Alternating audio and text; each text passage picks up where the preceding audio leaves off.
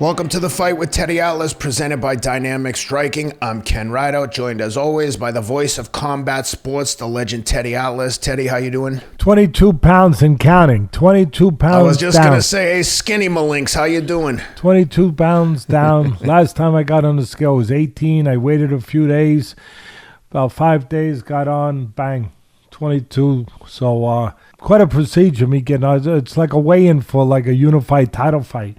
I go downstairs in the basement where we got a doctor's scale and it's calibrated. And I know you strip down naked before you weigh yourself. It depends. If I don't hit the weight I want, I start taking clothes off. And then my daughter even shakes her head. She says, when I made a certain weight, she said, you took your shirt off. I said, yeah, I didn't have to go further, but I took my T-shirt off. But I get on very carefully, 1 foot at a time. I hold on to something. I won't mention who's done that in the past because we love the person. And a little hint, maybe UFC. Hey, he was very honest about it. I mean, you talk about an honest man. DC, the great legendary Hall of Famer DC, but when he made the Hall of Fame, he did talk about that he held on to a towel one time to help himself. But this is not for any real event other than my own event and myself. And the most important event. Yeah, it's important. So I got on very carefully, one step at a time. And I even do the old tricks in boxing. I take a deep breath. I stand in a certain part of the scale, you know. And I pre-put the weight, you know, into a position that I want to make. So when I make that, then I move it up. So I put it at 20 pounds. And when it didn't even move at 20, I said, that's good. And then I moved it to 21. It still didn't move. I moved it to 22, and it just before I got to 22, it started to balance off. So I got off, stripped down a little bit, full disclosure, and then got back on, and bang, 22 pounds, baby. All you got to do now is just don't hang out with your Italian friends in Staten Island, because you know if you go over their house, the wives, the grandmothers are all going to be like, Teddy, you're getting too skinny. Have some more baked ziti. That's like Lou Duva, my old friend. God bless him, Lou Duva. I remember Tommy Lasorda. He was friends with Tommy Lasorda, the legendary manager of the Dodgers. And, you know, they're paisans, you know, and they're into the Italian stuff and Italian food and all that. So Tommy had gone on to a diet. He had lost a lot of weight. And he was actually doing a commercial for one of those drinks. I can't remember which one it was, Nutrisystem or Slim Fast, whatever it was. It was one of those. And so Lou Duva had just opened up an Italian restaurant in, I think it's Wayne, New Jersey. That's where he lived. And he had just opened up, and he had Tommy come over. I had gone by. He had Tommy Lasorda come over to the restaurant. And when he sees Tommy, he goes, oh, my God. He goes, you sick? You know, and meanwhile, the guy was proud of himself. You know, he had lost like 50 pounds. He felt like good, you know. And he goes, you look sick, Tommy. Come on, we got to get some man of God. Yeah. By the way, Teddy, I was at an event, speaking of Italians, I was at an event this weekend, and I bumped into the Philly-based rapper OT The Real, and we were chit-chatting, and I mentioned to him, well, he recognized me from the show, and we started chit-chatting, and he FaceTimed Sonny Conto, the heavyweight prospect, 10-0, and his dad, Frank Conto. Shout out to those guys, Philadelphia legends, and they couldn't have been kinder. They love the show. They listen every week. They say, matter of fact, when he FaceTimed him, I'm not kidding, they were both sitting down watching film together on a Saturday afternoon. That's the way you do it if you're going to move forward. If you're going to make it in this business, you got to do your homework. You got to be serious. You got to be diligent. You got to be committed. And father-son team is committed, it sounds like. Obviously, they're doing good. They're 10-0 with 8 knockouts. And, hasn't stepped up to that level yet where you're going to be really tested. But you could see one thing about Sonny, that they're very, you just touched on it actually. They're serious, they're committed, they're doing everything they can to get to where they have to get to. They're gentlemen, they're good guys, I like them. And he can punch. That's kind of important in the heavyweight division. And he's got some athleticism to him, Sonny. So all the best, all the best. Yeah. To anybody in this business that's trying to climb up this difficult ladder that has a lot of rungs on it and that you can easily slip very quickly. So best of luck to them. And also, I want to thank your friend. You have a friend there, Jerry Itzler. I know that you do. Jesse you Itzler. do a lot of running with him and all that stuff. He has events at his house, and he does charity work, and he just donated something to the Dr. Atlas Foundation. So I can't depend on you thanking him, so I have to do it on the show. Thank you, Jesse. Thank you. Thank you, Ken, because obviously he's donating because you're telling him about the foundation. Of course, and I would be remiss if I didn't also give a shout-out to Michael the Bounty Hunter, another heavyweight prospect who's just a super nice kid and always looking to improve himself inside and outside of the ring. His father was a special fighter. Yep. I don't know if people realize that. His father had some issues, a lot of issues. He came from tough places and everything, which a lot of fighters do, a lot of people do, and he got to a good place in boxing where he beat a lot of good fighters. He was a tricky, unorthodox, awkward guy who had good instincts, very, very clever in the ring, and he had a tough situation, and he passed in a very unfortunate, difficult way. And but he beat a lot of good fighters, and his son was an Olympian. He made the Olympic team for the United States. I don't remember how far he went, but he also fought my former fighter who had won a title. He fought Povetkin in the pros. I think that fight with Povetkin might have been either Povetkin won a real close decision or it was a draw. He lost a unanimous decision to Usyk, so he's been in there 12 rounds. How about with a killer. Povetkin? Yeah, he's been in there with top guys. How about he fought Povetkin? I'm pretty sure. Yeah, he got a split decision draw. Yeah, it was a draw. So split draw. Yeah, that's what I thought. Listen, he knows how to fight. Picked up a little bit of the instincts and the cleverness in the ring of his father, where he's thinking in there where he's obviously trying to hit, not get hit, which is what the Sweet Science is about. But, he made the Olympic team. Not too many people do that. So good luck. He hasn't been active. I don't know. I mean, you would know better he than had me. He had a tough outing against Jerry Forrest, the fight he definitely should have won. I think he'd be the first to admit it. Back in December 2nd of 21, he got a draw against, like I said, Jerry Forrest. But more than even the fighting, Michael Hunter is a nice kid who's always trying to improve inside and outside of the ring. He reads a lot. We talk a lot about finance from time to time, and he's just a guy who's like genuinely curious, like same with like a Regis Prograis. And by the way, he sends his best. Thank you for everything he said. I forgot to tell you about that off air. Super appreciative. Couldn't have been happier. I'll talk to you more about that. Yeah, talk about nice guys. Look, these are all fighters. We wish him luck. He's going to be fighting for the world title. I think he's going to win the title. We wish him luck. But we're talking about good people. That, for me, that's where it starts. You know, that you're glad to help somebody if they're a decent person, if there's a core of goodness in them. And all the people you just mentioned, that's the commonality with all of them. And that's Regis, that you just talked about, Prograis, that he's just, he conducts himself the way that you'd want anyone to conduct himself as a person, as a man, outside of their professional realm of whatever it might be, as an example, just as a decent person. So anyway, best of luck to him, and best of luck to the bounty hunter, the original bounty hunter's son. So Bounty Hunter Jr. Well, Teddy, let's get in and talk about some of the weekend's action. Mick Conlan was back in action this weekend. He got a one-sided unanimous decision against Miguel Marriaga. Coming off that, Mick's coming off that tough last round knockout to Leigh Wood for a title in the UK, a brutal knockout.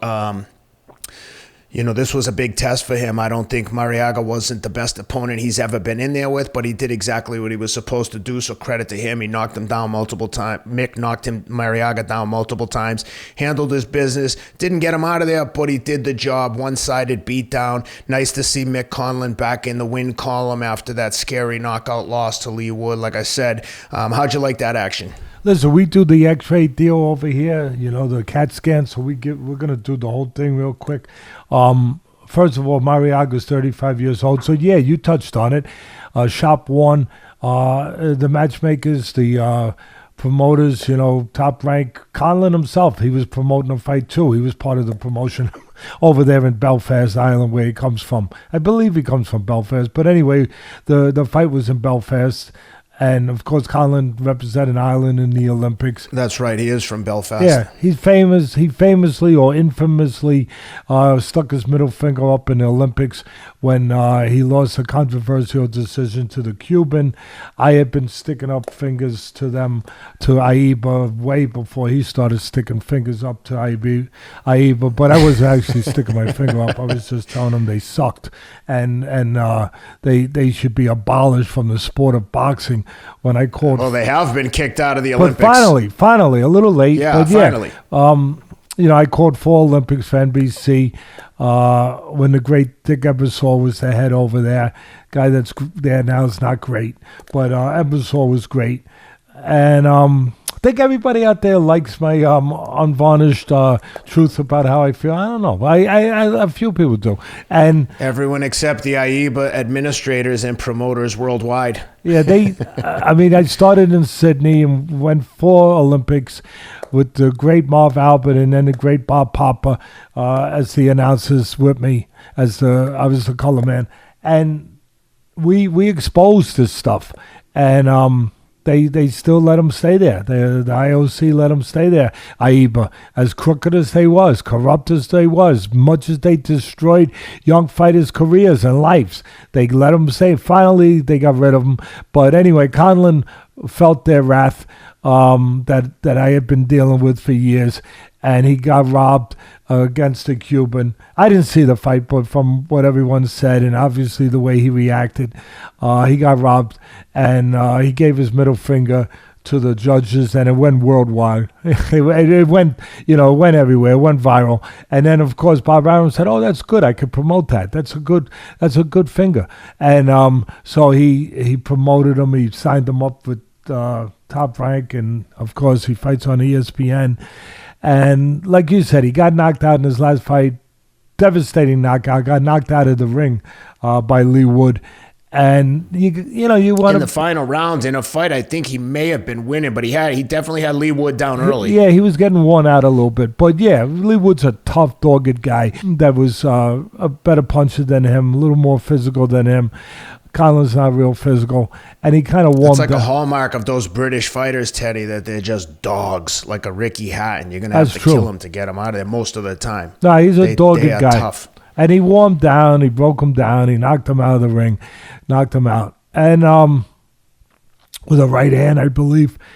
And you got to come back, you got to be careful coming back. And Top Rank they got a guy with a good record, but that they could sell. He had fought Lomachenko, but now he's 35 years old and he's Shop One. So they did their job. They picked the guy, and it was still a struggle. It still wasn't a freebie. It still wasn't a layup. It still wasn't a walk in the park. He was 30-5. He was 30-5 coming in. Had only been stopped once, but like you said, he was like the perfect opponent with just enough wins, just enough experience to test him, but not enough to not get his confidence back and get him on track. Yeah, and slow enough, predictable enough, one-dimensional enough, slow enough with his feet, where Conlan could box and do what he likes to do.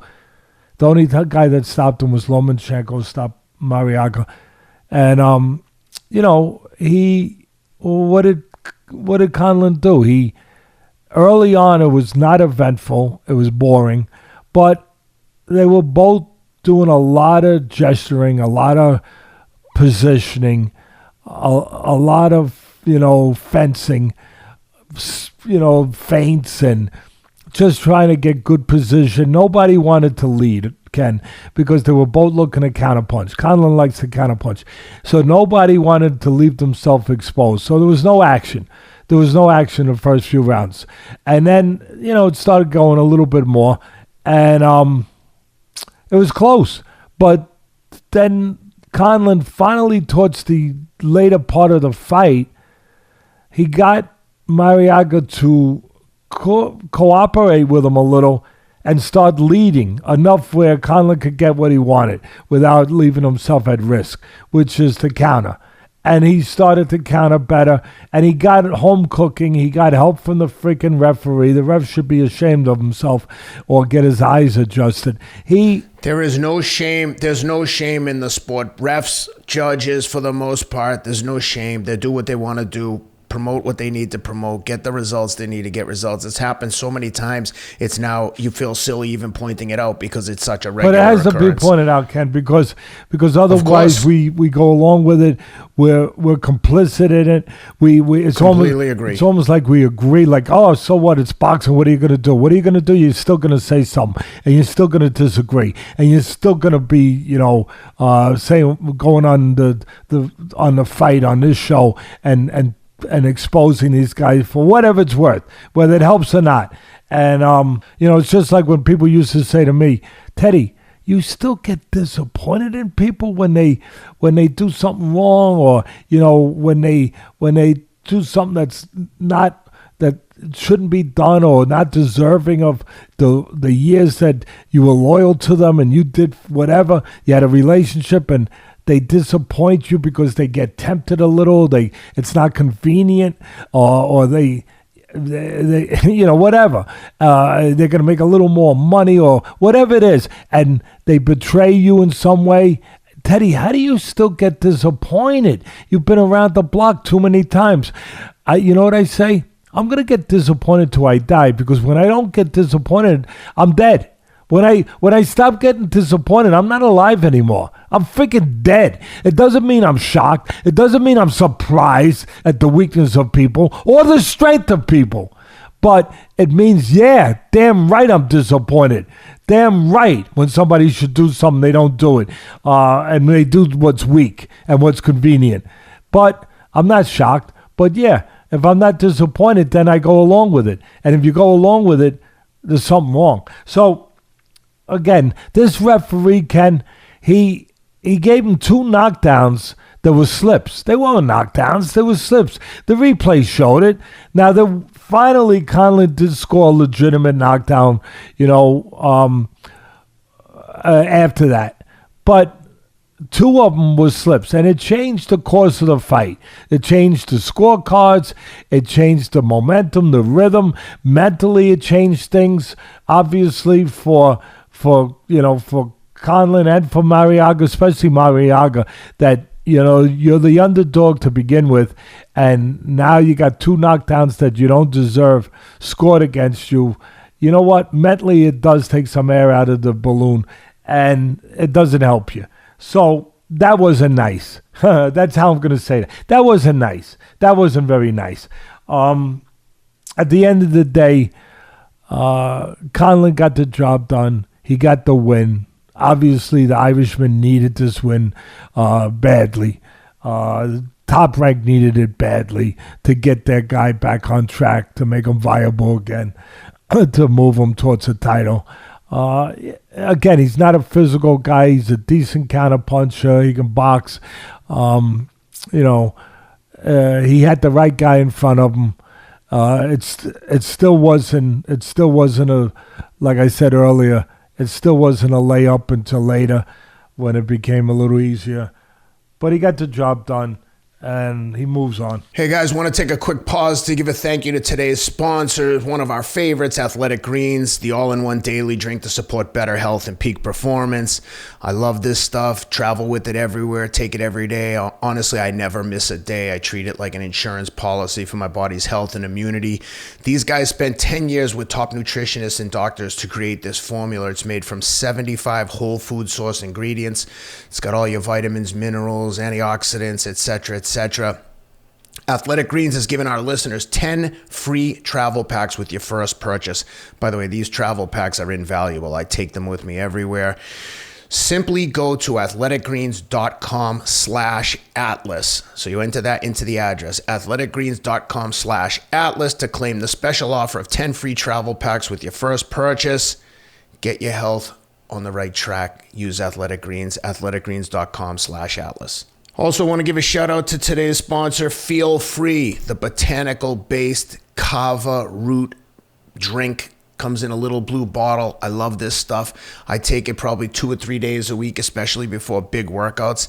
It claims it has a calming effect, but I find that it eases my anxiety a little bit, especially if I know I've got a big workout coming up, but still allows me to perform at an incredibly high level. And just for context, I took this before I ran a personal best in the half marathon last November, the week before Thanksgiving, at the Nashville Half Marathon. I ran a 1:10 half marathon, 5:22 per mile, and I took this Feel Free right before the race started. So while it claims to have calming effects, I find it gives me a performance boost when it comes time to race or time to really throw down, and I'm feeling nervous about the effort level that I'm about to put out. So Feel Free, check them out at botanicaltonics.com. Use the promo code ATLAS. They'll give you 40% off your first purchase. That's a huge savings. Botanicaltonics.com, promo code ATLAS. Yep. Also in action this weekend, the welterweight prospect and one of the 2 or 3 fighters keeping Golden Boy alive, Vergil Ortiz, gets the 9th round stoppage over Michael McKinson. Entertaining fight, both undefeated guys coming in looking to prove something. I think the main takeaway for me, at least, when I watch Vergil Ortiz, who I love, I think he's got all the potential in the world. I don't see, based on that performance, I can't see him seriously challenging the likes of a Bud Crawford or even someone like a Boots Ennis.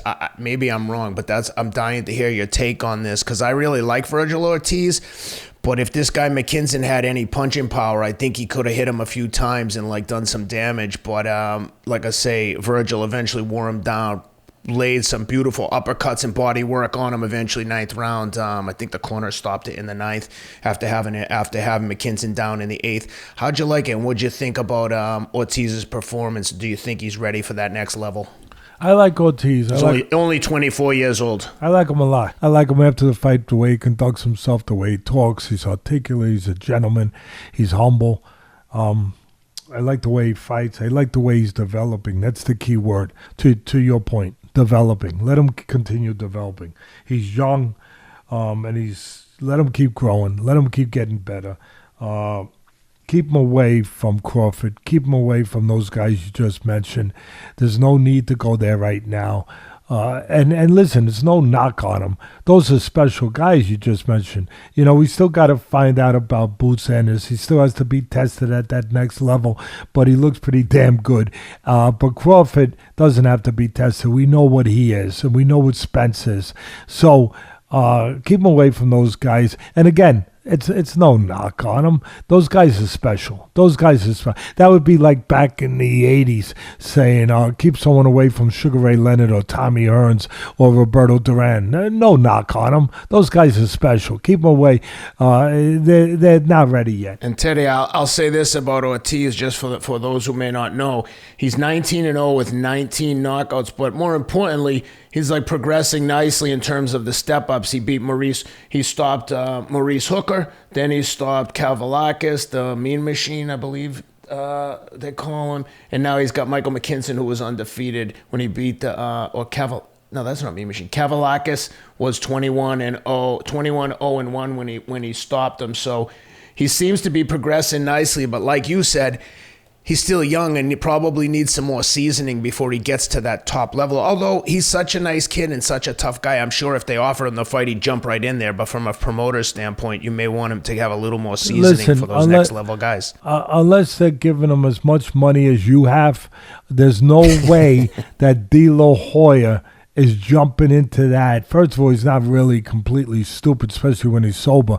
But, you know, De La Hoya only has him and Ryan Garcia, really. I mean, without them, he's out of business, basically. So there's no way. There's no way he's feeding them to the Lions. Let's leave it at that. Yeah. So that ain't happening. Now, as far as this fight, McKinson, you know, he had no power. He's a southpaw, you know, which can be tricky. And he was very gutsy, no doubt about that.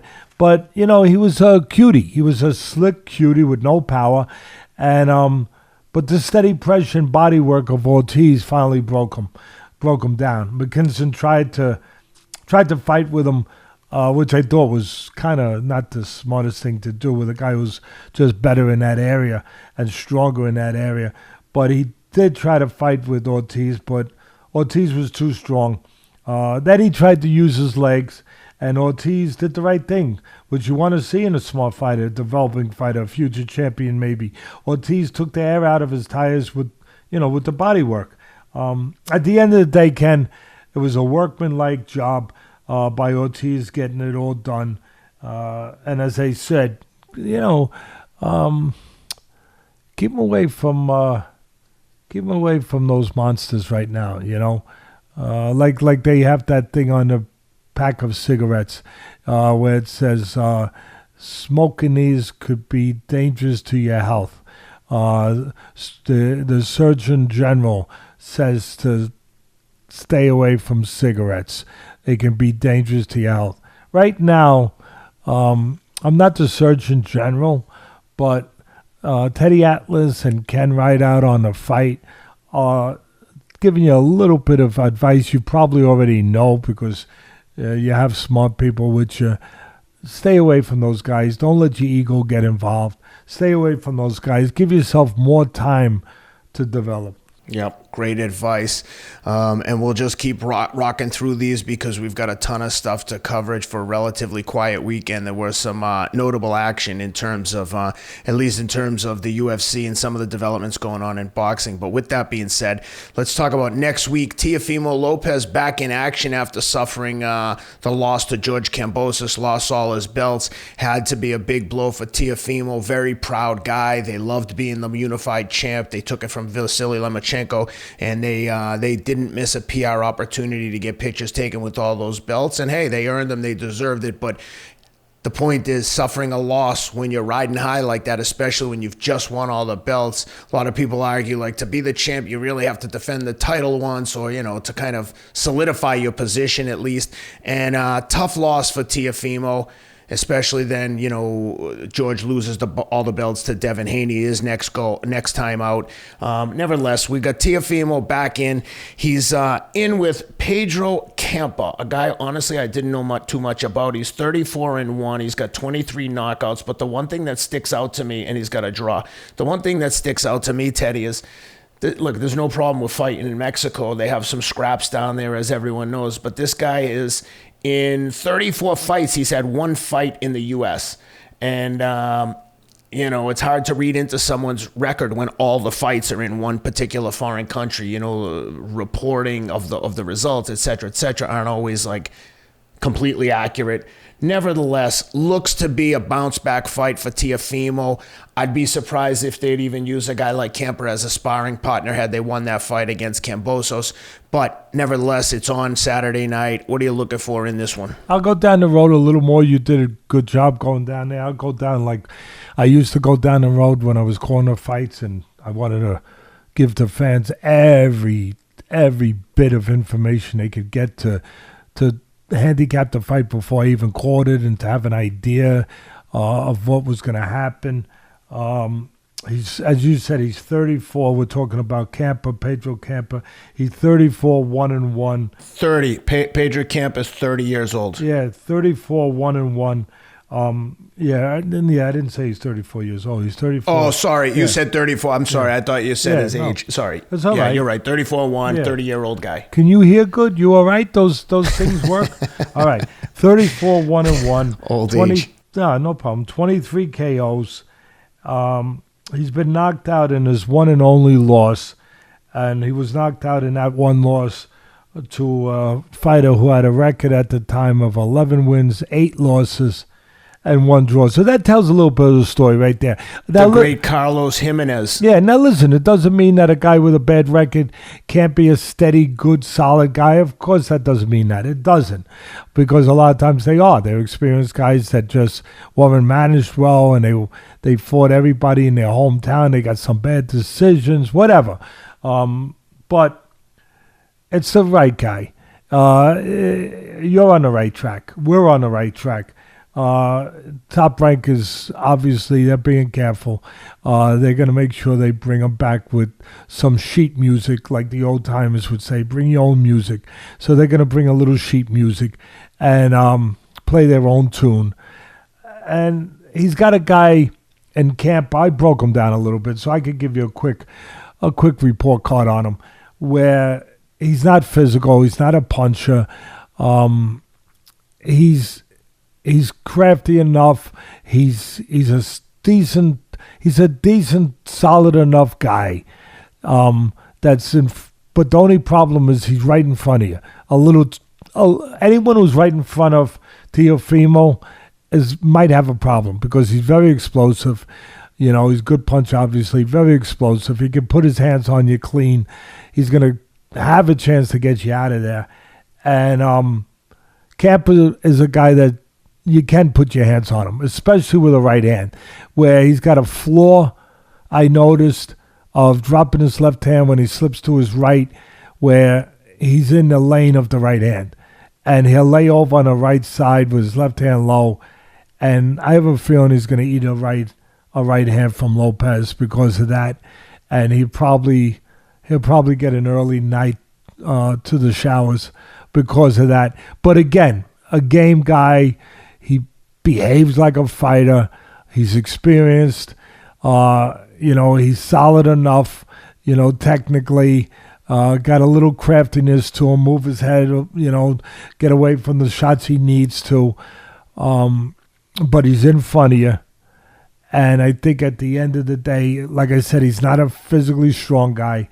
I think Teofimo's just going to be a little too strong, a little too explosive, and probably going to put a right hand on his potato and get back on track the way that his promoter is planning on them getting on track, and that's why they picked his opponent. Yep, that's a pretty good summation, and I think that's what's going to happen. By the way, the line, according to my bookie, is roughly minus 3,500 to win 100 on Lopez, plus 750 on Campa, which is that's a pretty wide line. I mean, I think at plus 2,500, you'd have a hard time getting action on Campa. But at the same time, look, maybe Campa has something that you just said you broke it down, but maybe Campa has something that the bookies think that other people aren't seeing, but I just don't see.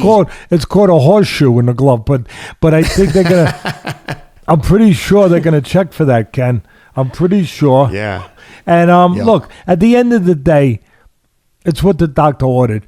If you happen to be the physician for Lopez and the promoter for Lopez. Yeah. Well, should be interesting. We'll be back next Monday to break all the action down after the fact, but just touch on some of the ongoings in the world of boxing this week.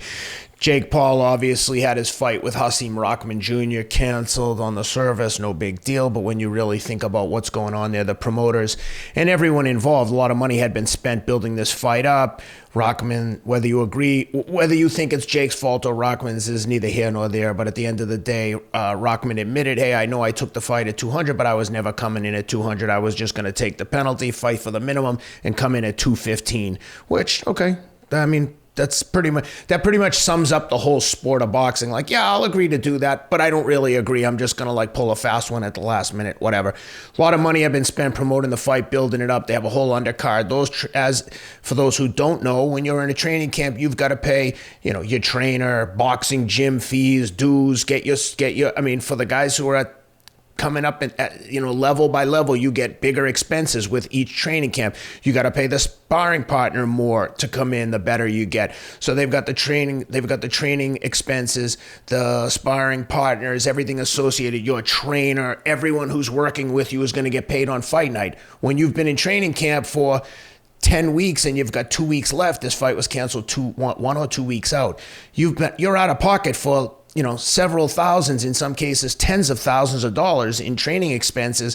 So to have the fight canceled to have the card canceled because the main event is canceled, it disrupts a lot of people's finances. And when you're a guy who's just on that cusp of a lot of these guys will break even. Maybe they get 20 grand for the fight, but everyone gets their piece. The manager, the trainer, expenses incurred during camp if you're doing it right. And, some of these guys are spending much more than that, especially at like the heavyweight in that world title level.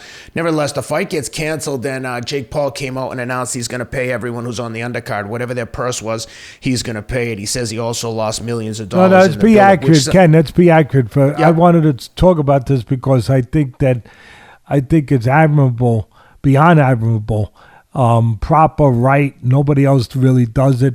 I wanted to give him credit for that, but he's paying 50%, Ken, not the full. Oh, I'm sorry.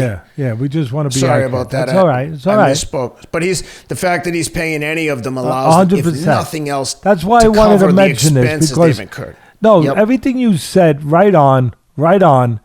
And the reason why I wanted to highlight this, I'm the first one. You're with me. You back me up. The things that I say, that if you believe in it, you're gonna obviously be with me, and not afraid to go in that same pool that I'll go into and put my foot in, my whole foot, my 2 feet, my whole body. I drowned in the damn thing. A pool of water that is not favorable to a lot of people when you're criticizing them and you're telling things that they don't want told. And so I'm the first one to knock somebody when I believe they should be knocked for doing something wrong. But I'm also pride myself in being the first to also credit them when they do something admirable, something right, something that not everyone does. And that's what we're doing right here. He needs to be properly, just acknowledged, Jake Paul, for doing the right thing. They don't do this. Networks, the Aram, ESPN, Showtime, all these big, rich, wealthy people, when a card falls out like this, we're not talking about when a fighter gets on a scale and, the day of the fight. But when a fight falls out, like you said, a week or two, I'm not sure what the timeline was, but whatever it was, when a fight falls out before, they don't get reimbursed. There's insurance. The promoters take insurance, and they get something. I'm sure Jake had some insurance in place, and whatever that is. But you never hear about these undercard fighters getting something for all the time and the money they spent in getting prepared, for that fight. You never, ever. And again, I just want to make sure I acknowledge, and we acknowledge, this is unheard of. And again, it's partly because Jake is not a boxing lifer, but he's new to the business, and he said he wants to do things a little different, whatever. Everyone says that, and they're all full of crap. But this guy's actually doing something different. Everyone says, "Oh yeah, we're gonna do this. We're gonna treat the fighters better." I've heard it till the cows come home, and I still haven't seen it. And this guy is actually, he talked the talk, he's walking the walk. He's actually doing something that's unheard of. that hasn't been done before by these guys. And again, I think it's because he's new to the sport, and he has his own feelings about it. He said that, and he's actually living up to it, where he's going to give 50% of the purses to these guys that wound up never getting in the ring. So I hope, Jake, if you're listening, he's been on our show. I hope you stay in the business. Really. I hope you're successful in everything you do and you stay in the freaking business, because we could use a breath of fresh air like you. We really could. With all these BS artists that said, oh, yeah, we're going to change the sport. Yeah, okay. You changed the money from one pocket to the other. That's about the only thing you did. You moved it from the right side of your pants to the left side. That's about the only thing you freaking changed. But congratulations. Congratulations for doing that. Again, Ken said it right. We ain't picking who was right with this whole thing, who was wrong, whatever. You sign a contract, Jake. He did sign a contract, Rockman. He couldn't make the weight, but he did sign it. But we're not even going there. But I will go one other place. The commission was in New York to fight, right, Ken? And Yep. The New York State Athletic Commission. All right? Again, another one I'm not going to get a Christmas card from. But that's okay, Ken. Send me two. So you and Rob send me an extra Christmas card so I don't get sensitive. So I don't feel bad this holiday season. They are, what the freak are we? What are you having a commission get paid from taxpayers' money? What are they getting paid a salary for? What the F are they? What the freak are they there for if they can't use some kind of freaking judgment in the business, right? They're supposed to be there to protect the fighter, protect his welfare, protect his health. Well, when you got a guy who's fought at 224 pounds, and now you're going to let him sign a contract to make to make 200 pounds, don't you scratch your head a little bit and say, wait a minute, I don't think that's healthy. You're going to lose 24 pounds when you're already a big guy in shape. You've never done that before. And you're going to come down to 200. It's the obligation of the New York State Athletic Commission, in this case, because that's where the fight was, to say something, to say, wait a minute, we can't allow this. Unless you give us a little bit better story than this and proof, other than I want to get paid more money, so I say yes. Unless you show us that you can make the weight, which obviously they didn't. 24 pounds, you're going to let somebody sign a contract and then you're going to go along and then get shocked when they don't make the mandated weight when they're supposed to, when they're checking on the weights, when it gets a little closer. And even the weight checks that they were doing, it was a little late in the game. Some of those weight checks, I forget what one of them was, but you still had like 15 pounds to lose in like 2 weeks or whatever the hell it was. But bottom line is, there's a lot of complicity here. The commission has a responsibility to use better freaking judgment than they used when they okayed this fight with a 224-pound guy to make 200 pounds. But again, kudos, bravo to Jake Paul for paying these guys. Yeah, couldn't agree more. And with that, we'll have a lot more to talk about in the coming weeks with the boxing. But like I said, a relatively slow weekend in terms of boxing. But there was obviously, per usual, another UFC event, the Fight Night this time from the Apex in Las Vegas.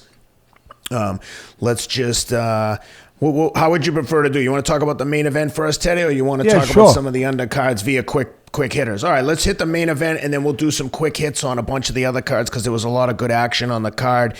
But in the main event, slugfest. Round 4 stoppage for Jamahal Hill. He gets the win over Thiago Santos.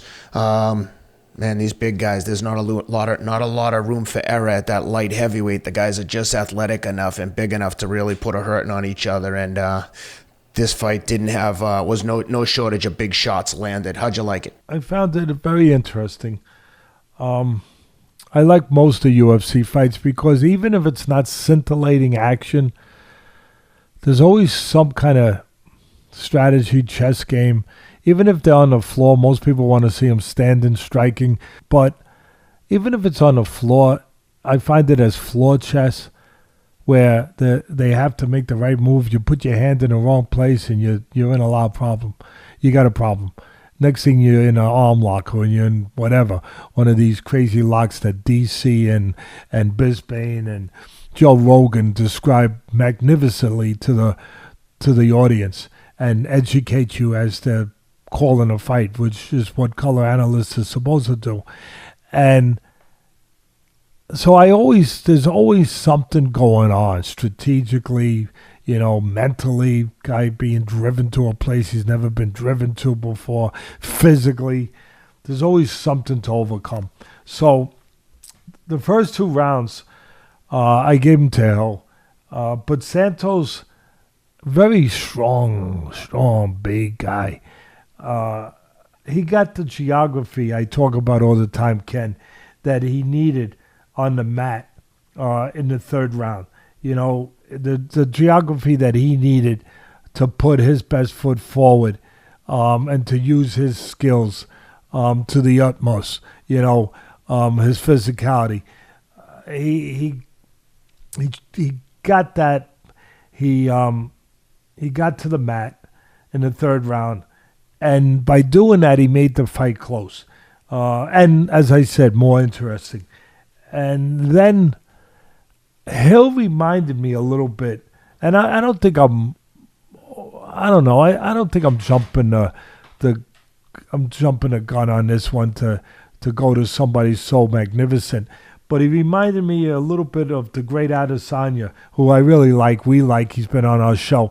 But he's a special talent, and he's a champion, obviously, middleweight champion. But he reminded me a little bit of him with Adesanya's striking and his ability to defend and escape takedowns. Even though Santos was able to get some, he did. But he was still able to survive them and defend them. And so he reminded me of that, because you got to be well-rounded in this sport. And when Hill was tested and needed to step it up after the 3rd round, in that 4th round, he answered the bell. He did, with explosive strikes. And once he heard like I said, the very physically strong, tough Santos, Ken, he was, what's that old saying, like white on rice? I mean, he was like on a guy like a cheap suit. He was all over him, and he refused to allow him to recover. Impressive performance, and one that Hill needed to grow to that next level in the UFC. I like him. I was impressed. Yeah, great action. Let's jump down to I think one of the undercards that you wanted to talk to, if I'm not mistaken, was Brian Battle gets a TKO decision via kick. You know what I want to do, Ken? I will go the order you give me, but I want to do quick flash hits. Okay. On most of them, all of them, because that card, there were 10 fights, and 10 of them didn't get to the end. 10 fights and 10 stoppages. That's quick stuff. That's explosive stuff. That means somewhere along the line there was sensational knockouts. So I want to just touch on each one really fast. But go ahead. Which one are we starting with? So let's start out with the Brian Battle first round knockout via kick against Takashi Sato, the Japanese fighter. Brian Battle 9-1. Takashi Sato comes in at 16-5, now 16-6. How'd you like that one? Wow. I mean, it was the KO of the night, maybe of the month, maybe of the year. It's up there with anything. Wow. He throws Battle, scores the knockout with the kick to Sato's head, and he sets it up using a right hand first by distracting his vision. So he shoots the right hand really as a throwaway punch. Shows you the cerebralness in this sport. Yeah, you got to be strong. Yeah, you got to be fast. Yeah, you got to be tough. But you got to be smart, too. They separate themselves as smart guys. And they stay around a little longer and stay, obviously, successful a little longer. But he shoots the right hand and then the kick right behind it. And, wow, explosive, sensational, lights out. Yep, that's a pretty good summation there. Next up, let's touch on the McKenzie Gonzalez fight. So in that one, Terrence McKenzie, rear naked choke, first round submission over Eric Gonzalez. McKenzie comes in 13-4, moves to 13-4. Gonzalez drops to 14-7. How'd you like it? I loved it. Again, quick stuff, explosive stuff, smart stuff. Terrence McKenzie, he was tested in the first round with Gonzalez, and then he was impressive with his skills, both striking and grappling, jiu-jitsu, getting the submission in that one round. Quick work, really, really impressive, efficient, and explosive. Pretty much sums it up. Juliana Miller moves to 4-1 against Brogan Walker, who drops to 8-3. Third round knockout via elbows or TKO. These girls can scrap, Teddy. I feel like the female fighters get exponentially better, literally week to week. They're just so competitive. But man, Juliana Miller, like I said, gets her fourth win as a pro. Now 4-1. What'd you think? One of the women fights. And Miller, again, to back up what you said, was impressive with Walker. She gained, as I always talk about, Ken, she gained the geography she needed on the mat. And she also used her great timing to land some clean strikes. So she showed me some well-roundedness, dimension. Impressive. Yeah, like I said, the women seem to get better as a whole. They just keep getting better and better and more technical proficiency.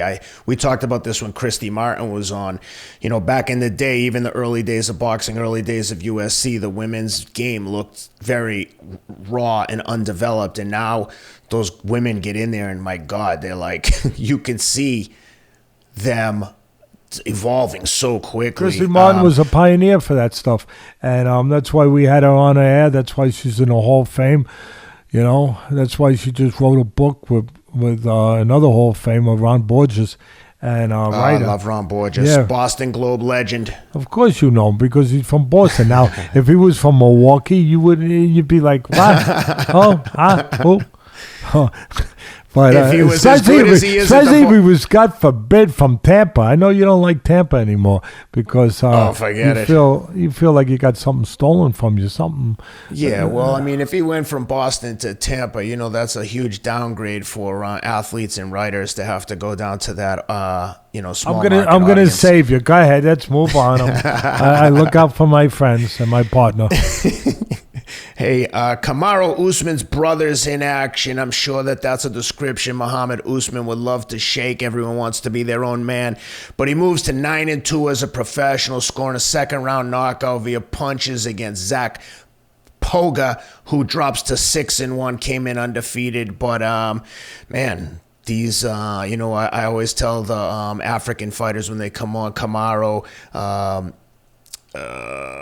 Francis Ngannou and Izzy Adesanya, the three-headed monster from Africa. Muhammad Usman doing his part to keep the African champs coming strong. So he gets the second round knockout. How'd you like Muhammad Usman? This is what I start with on that one. You've heard me say it before. Perfect situation to say it again. Punches are born. They are not made. you saw a guy who's just born right in the likes of a Mike Tyson. Pick whoever you want to pick. Ernie Shavers with the right hand, whatever. George Foreman, whatever. I think one of the greatest was Joe Louis, but his technique was so good too. He was a great finisher. But as far as pure power, wow. Born, not made. And that's Usman. Raw guy, work in progress. He's a diamond in the rough, needs to be polished, but wow. You know that like in basketball, Ken, when a coach goes, wow, and why is he saying wow? Because he gets a guy like 7'8", whatever. He gets a guy 7 foot, and the one thing he always says, size can't be taught. You know, I mean, you either have it or you don't. And it's the same thing here. Power can't be taught. Yeah, you can improve it by technique and landing cleaner and, you know, and all that and being able to deliver it where you get every ounce of it. But either you have that kind of, you know, TNT, nitroglycerin in your power or you don't. He has it. He has it. And again, he's a raw guy, but he's developing. My son is sharp, Ken. He says to me, Dad, we know, everyone knows that watch the show. He's a scout in the NFL, 14 years in the NFL with the Browns, started with the Jets, interning, then with the Browns with Mangini, and then with the Raiders for 13 years. And he really knows football. I mean, he can pick apart anything on film or watching it.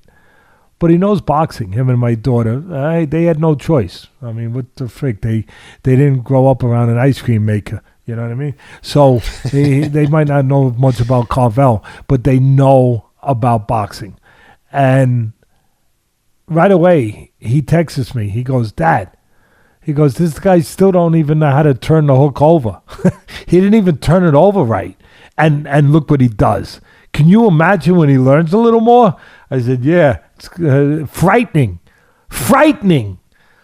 So, you know, along the lines of the other guy, the heavyweight who just lost, Lewis, what's his name? I like him. Derek Lewis, the Black Beast. Yeah, the power, but he doesn't, you know, he's not developed in certain areas. He hasn't learned the things, kind of like Wilder in boxing, although he won a heavyweight title and made millions of dollars. Wilder didn't learn a lot either, but he could punch with the right hand. He learned enough to land that.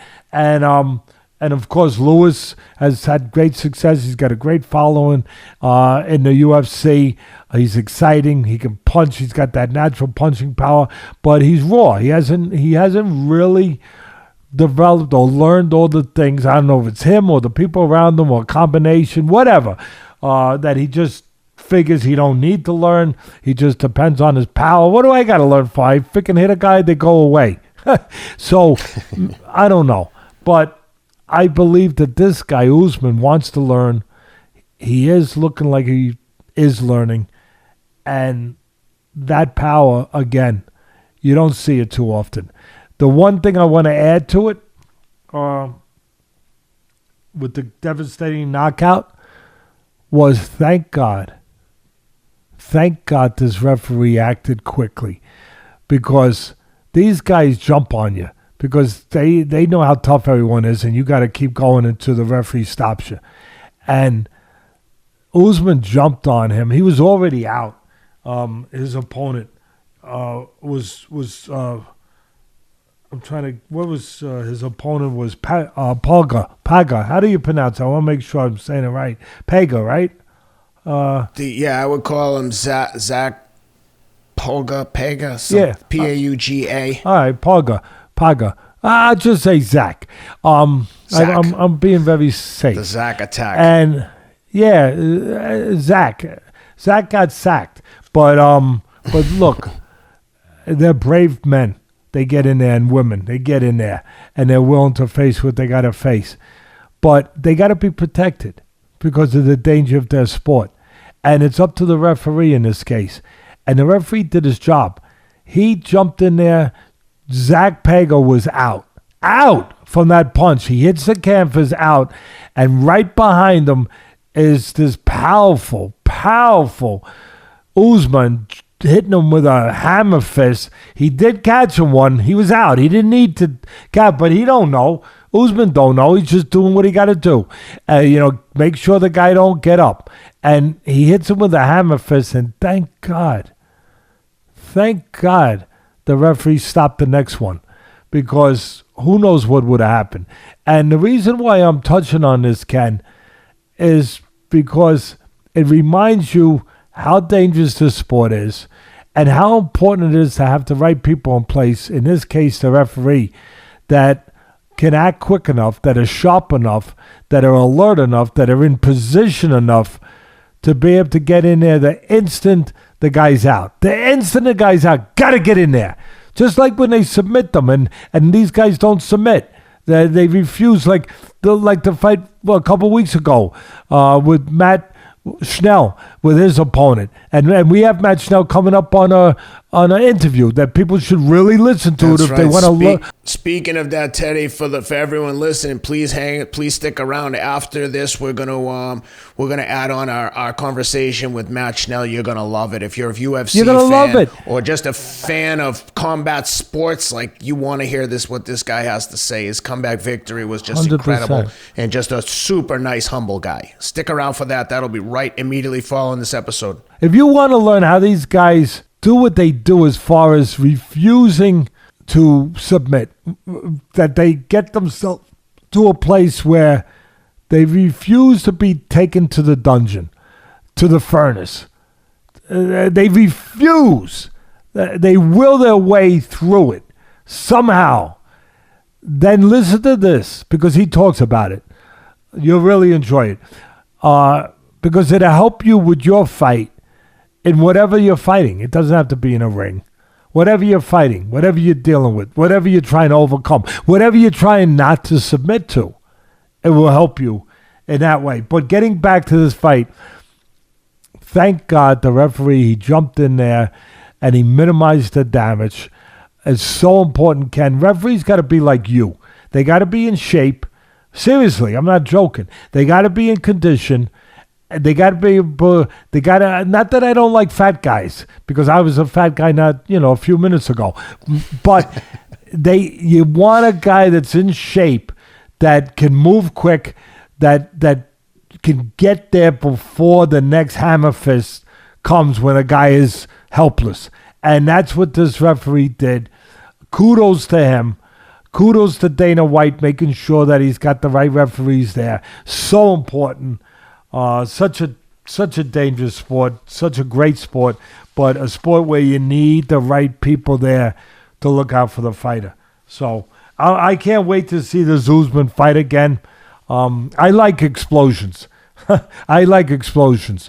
I like the 4th of July when stuff blows up, and this Usman knows how to blow stuff up. Yep.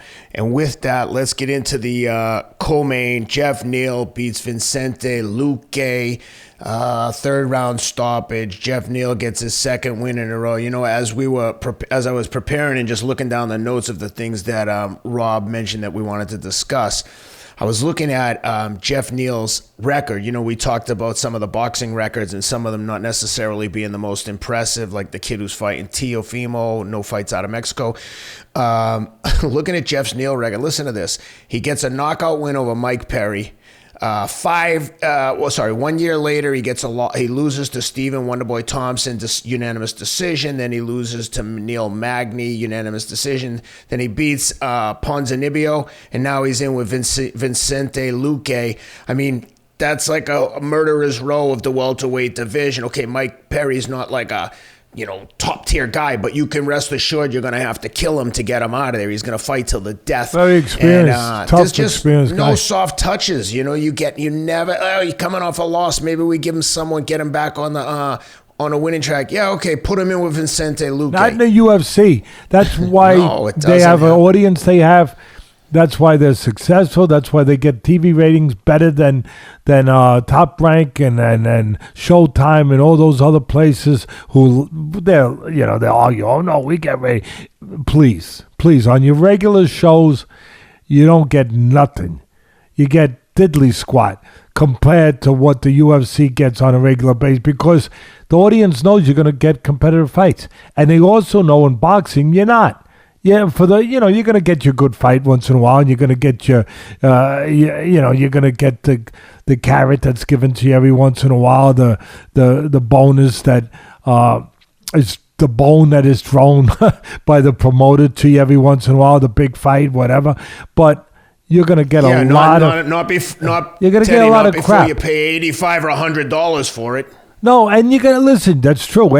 But you're going to get a lot of their guys that they sign up, that they build up for the first 3 years fighting nobody.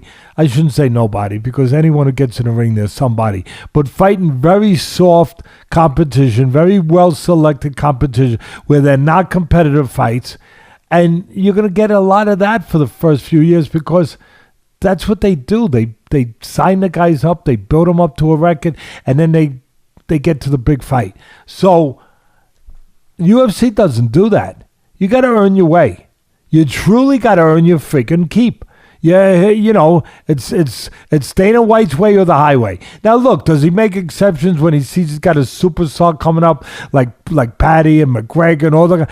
Yeah and no. And what do you mean, Teddy? They get a little better treatment sometimes. Listen, he's a businessman, Dana White. He's not stupid. Yeah, he understands to build those guys up.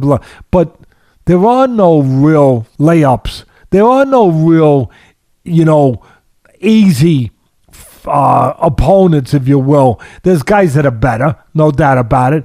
But there's nobody that's really a softie for the most part in the UFC. You're still, even in Patty's last fight, big favorite over there in the UK, where he's selling out arenas, the O2 Arena, and they're making all kinds of money, and everyone's going nuts over him. He still had a tough time in the first round, if I remember correctly. There are no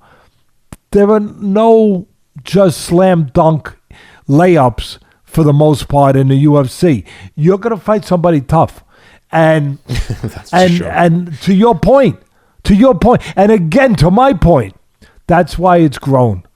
That is why their product has grown to the level that it's grown, and why they get the ratings they get.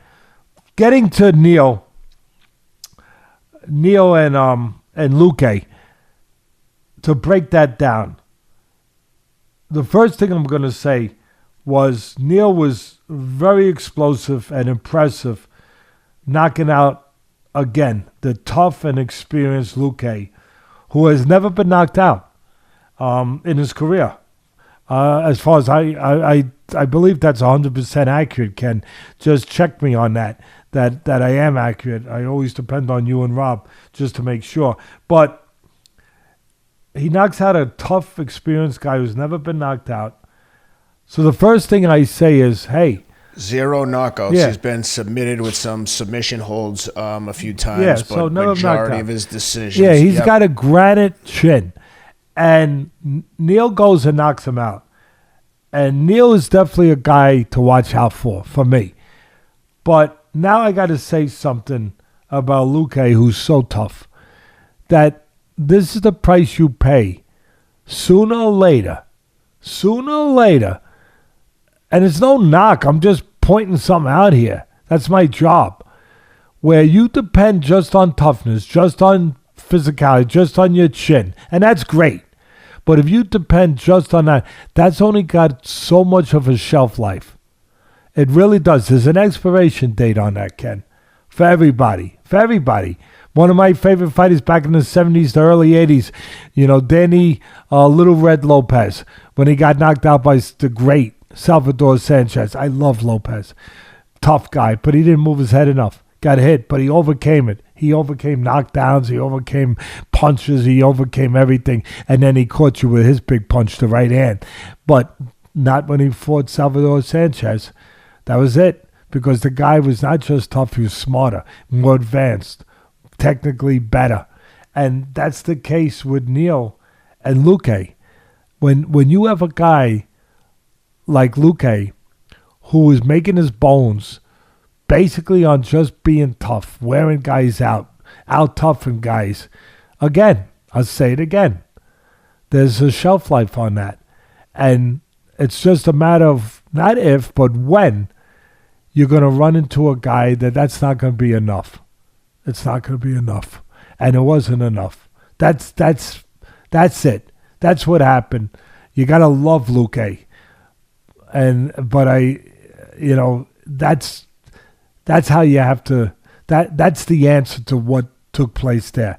And that's why you see certain guys that not only will they come up short when they run into that guy, into their whatever you want to call it, their poison, if you want, whatever you want to call it. But the guy that they're not just going to out-tough, but their career is going to have a little bit of a limit on it as far as the longevity of it because of the punishment they take to get there, to win, to get it done. And listen, I know not everyone could be a Floyd Mayweather. There's a reason he could fight at 42, 43, 44, whatever, even though he's picking his spots very carefully. I understand. But it's because he didn't take for the 20 years as a pro or 20 plus years. He didn't take punishment for the most part because of his, technique, his style, his temperament, all of that. And not everyone wants to see that. That's not everybody's, that's not what everybody taste buds really react to. Not everybody wants to see the cutie. They want to see the Luque. They want to see the Arturo Gatti. They want to see the tough guy that's going to break you down, even though he's not as slick as you. But again, there's a price to pay when that's your style. And Luque paid the price that night against a very talented, explosive, impressive Neal, who, as I said earlier, I want to see more of Geoff Neal. Yeah. Well, congrats to Geoff Neal. We'll keep an eye on him. He's definitely someone to look out for, and great win over a great fighter in Luque. But one of the other things I wanted to talk to you about, not necessarily from this weekend's action, but on Dana White's Contender Series, Charlie Campbell and Chris Duncan. First round fireworks would be an understatement. We have Matt Schnell, comeback of the year, probably comeback of the year winner, and not even a week later we have another contender for that top spot and comeback of the year. Certainly one of the most dramatic. Charlie Campbell basically comes out and hits Chris Duncan with a tsunami of punches, has him dropped, hurts him. I mean, it looks like a one-way beating. I mean, you saw it, and we'll get into it, but he's just getting hit with everything but the kitchen sink. To use one of your phrases, it almost looked like Chris Duncan would be insulted if Charlie Campbell missed him with a shot at this point. He had him all sorts of hurt, all wobbly, and Chris Duncan fires off a straight right hand. I text to you and Rob. It reminded me of that sound where you hear a street fight, where you see and hear a guy punch another guy in the face, and it's like, oh my God, he's hurt. That guy's going to be hurt. I hope he's okay. He hit him with a right hand, dropped him, jumped on top of him, hit him with a couple other just absolute bombs, zero defense, straight down to the face. And, when the guy's on the ground and his head has nowhere to go, when a punch hits him in right down the middle, whether it's in the mouth or the nose, it's just, that much more magnified when the head doesn't have any room to give. So Chris Duncan scores the most dramatic one-punch knockout comeback that I've seen in a long time. What'd you think of that one? And hopefully Rob can find a clip of that. I think ESPN has, UFC has certainly sent it out via Twitter, so hopefully it's available for us to use as well. But my God, if you haven't seen this, please do yourself a favor and watch this comeback shot. What'd you think, Teddy? Yeah, it was incredible, sensational, sudden. Sudden, that's the word. Because he's getting plastered, moved around the ring from post to post for the most part. And all of a sudden he lands this punch. I got to mention that I think it was Bisbane that was doing the commentating. I'm not sure. You would know better. But I thought it was Bisbane. He was almost clairvoyant saying that, I'm listening to him, and he's saying that Duncan wasn't out of it yet, even though he's getting plastered. And he was right. That's good professional commentating. Whoever it was, I thought it was Bisbane. That's not just what we sometimes get too much of, Ken, which is just shilling and cheerleading. So, well, whether it was Bisbing or not, you can rest assured if they were calling the UFC fights, and again, we've got no reason to like kiss ass or like suck up to anyone. We just call it like we see it. If you're announcing for the UFC, those guys are top of class. They always call it down the middle. And look, I know they have a special arrangement, right? They own the whole promotion, so they have no vested interest per se in promoting one guy more than the other. So it's a bit of a bad comparison, but it is what it is. But it also is because they know what they're watching. They're experiencing that, in that realm. Where a lot of guys 100%. In boxing, quite frankly, I got to be honest, they used to be a writer. They used to be a fan. They used to be a guy selling the pretzels in the upper deck. They used to be, I don't know. I don't know, Ken. But, I mean, you got the ones that were fighters, beautiful. But some of these other ones, oh my goodness. I mean, and they're telling you things, and I'm scratching my head like, what the freak are they talking about? And then I realized, I say, well, how would they know? They didn't make a living in this business. They didn't do it. They didn't fight. They didn't train somebody. They didn't, so how would they? I mean, and it can be annoying because I don't look at any other sport where they put those people in those seats. When I'm watching the Super Bowl, I don't see a guy showing you the line blocking and breaking down the X's and O's of how the tackle pulls and the guard moves out of the end and they do a trap block. I don't see some guy that was selling ices in the stadium or was just doing writing that's doing that. I see a coach, an ex-coach. I see an ex-player. So, I don't know. I think they disrespect the fans, the executives in these networks. Sometimes I don't think they pay attention. They don't care. They don't know. But they put some of these people in position that shouldn't be in those positions to tell the story and to tell you what you're supposed to be getting told that's going on. But as far as Campbell and Duncan was incredible. Incredible comeback. A little different than Matt Schnell, who's we're going to have coming up after this, who was incredible, but for a different reason. Schnell was in a position where he's getting hit elbow after elbow, punch after punch clean for a certain period of time, which was incredible. Incredible. For a little prolonged period of time, and he found a way somehow to overcome it. Duncan was incredible too. But here's the difference, Ken, because I looked at it, and I looked at it with my trainer's eye. He was able, while he was getting stumbled around, pushed around the ring, shellacked around the ring a little bit, it was a little misleading in a way that, and to his credit, a lot of those punches were missing. They were blocked, they were missing. He was hurt. But as he was trying to survive, like a drunk getting out of a bar, trying to get to his car, and he's stumbling all over the place, right? As he's stumbling, because he'd been hurt already, because we didn't see the early part, they only showed the part we saw.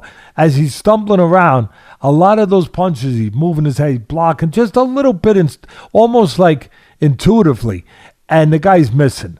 Maybe the guy's rushing the punches a little bit, the guy being Campbell, he's rushing them, whatever, but they're not all landing. See, with Schnell, they were all landing. They're not all landing, and that's why he was able to survive to the point where he could come back with that right hand. That's important. Where he was able to survive, and then he's still there, and then finally gets hit a real clean punch. That was clean, the uppercut. Wow. That drops him, and that was a bomb. But then the follow-up missed, and that was the key. It missed. And then what does he do? He knows that. Yes, just a reminder, Teddy Atlas does have a fax machine. Yes, yes, he does. Yes, he is a caveman, and yes, he's proud of it. He's a stalwart. He's He's not giving in. I'm not submitting. These fighters don't submit. I'm not submitting to technology. I'm not giving in. I'm going to stand my ground. I'm going to be the last of the Mohegans, or one of them. So anyway, he gets hit that uppercut. The follow-up misses. And now he knows. It's now or never. But he knows he's able to keep his calm and his wits about him. I talk about these special fighters. What makes them special, not only their chin, that they can take that in their will, that they make themselves stay there and they refuse to go down that corridor that takes them to a dark room, that they fight tooth and nail to go towards the light, not to be dragged down to that dark place where they're not coming back, to the abyss. And I use this moment for life again. You people out there that are fighting your fight, you're being dragged down that dark corridor, to the abyss. Don't go there. It's really, I know it's tough, but it's still your choice. Don't give in. Go towards the light. As tough as it is, go towards the light. Go towards the light. So here they are with this great will and great chin. But not only that, they're able to stay calm in an uncalm environment. With all the fire going around them, they're able to stay calm and keep their wits and be able to have the capacity to think, not just survive, but to think, how can I pull this out? And that's what was impressive, beyond impressive about Duncan, that I saw, that I appreciated, that I said I'm going to make sure I point this out, that he keeps himself together after getting dropped that uppercut and everything else that happened that round. And he thinks, and what does he do? Well, when he gets hit the uppercut, he falls in close, grabs the guy's legs, because instinctively he knew if I get close to the guy, he can't hit me. Not away from him. A lot of people would say, oh, let me get away from the thing that just hurt me. Then you would get hit again. So he understood instinctively, get close to it so he can't throw.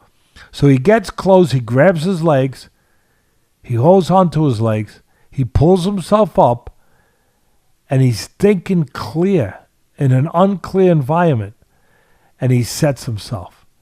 He centers himself, he gets his legs strong underneath him, and he throws one straight as hell, straight as an arrow, straight right hand, and he pulls himself out of the fire with a clean right hand that knocks him out. And then he jumps right on him and doesn't let him recover, because after going through that, he wasn't going to let him recover. So, but here's the key again. He sets himself, after all that damage that was done, he sets himself, he thinks clear, and he knows, he assesses the situation. He knows his environment. He says to himself, I know that the guys might get careless because he's got me hurt. He's going to be coming in for the kill. He's going to come in for the finish. And there's going to be a moment of recklessness. This is my moment. This is my chance. I got to make good on it. I got to make good on it. And he made good on it. He sets his feet. At the right time, he throws that right hand straighter than the other guy, and he hits him right on the chin, beats him to the punch, and he pulls out like a miracle win, suddenly, just like that. It was great, but there was a lot behind it, and that's what was behind it for me. It was tremendous. I'm glad you sent it. When I saw it, I thought that your reaction would be like, wow, there's a whole novel written in one round. Like, you could tell a story about this thing and literally take like chapters to write about it. Just all the nuances involved, staying in the fire while the flames are surrounding him and figuring out a way to calmly put some of the fires out slowly or all at once. And it was beautiful. You're right. I'm glad you sent it, because that was great that you sent it, because it's like I always say when Mickey Ward and Arturo Gatti, Castillo, and Corrales, their first fights. They fought others, but their first fights. And I remember when I when it first happened, I was the first one to use that description, to say this fight, the first one was Mickey Ward fight with Arturo. This fight is like reading a novel with just chapter after chapter of different things that they have to go through in their life, and they're doing it right in front of you. You know, if it's 12-round fight, there's 12 chapters. If it's a 10-round fight, it's 10 chapters.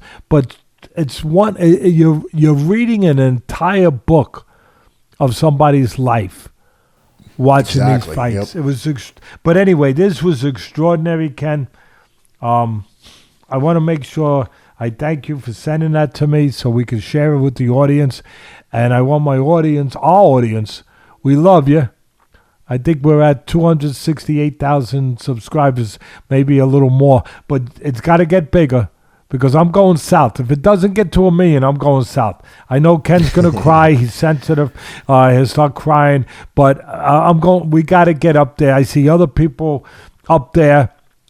I just feel that we're gonna have some kind of incentive program coming up to see if we can't get a boost in these subscribers. I mean, they're good. Don't get me wrong, but of course they're very good. And we just passed 50 million views. So listen, we're proud of what we're doing.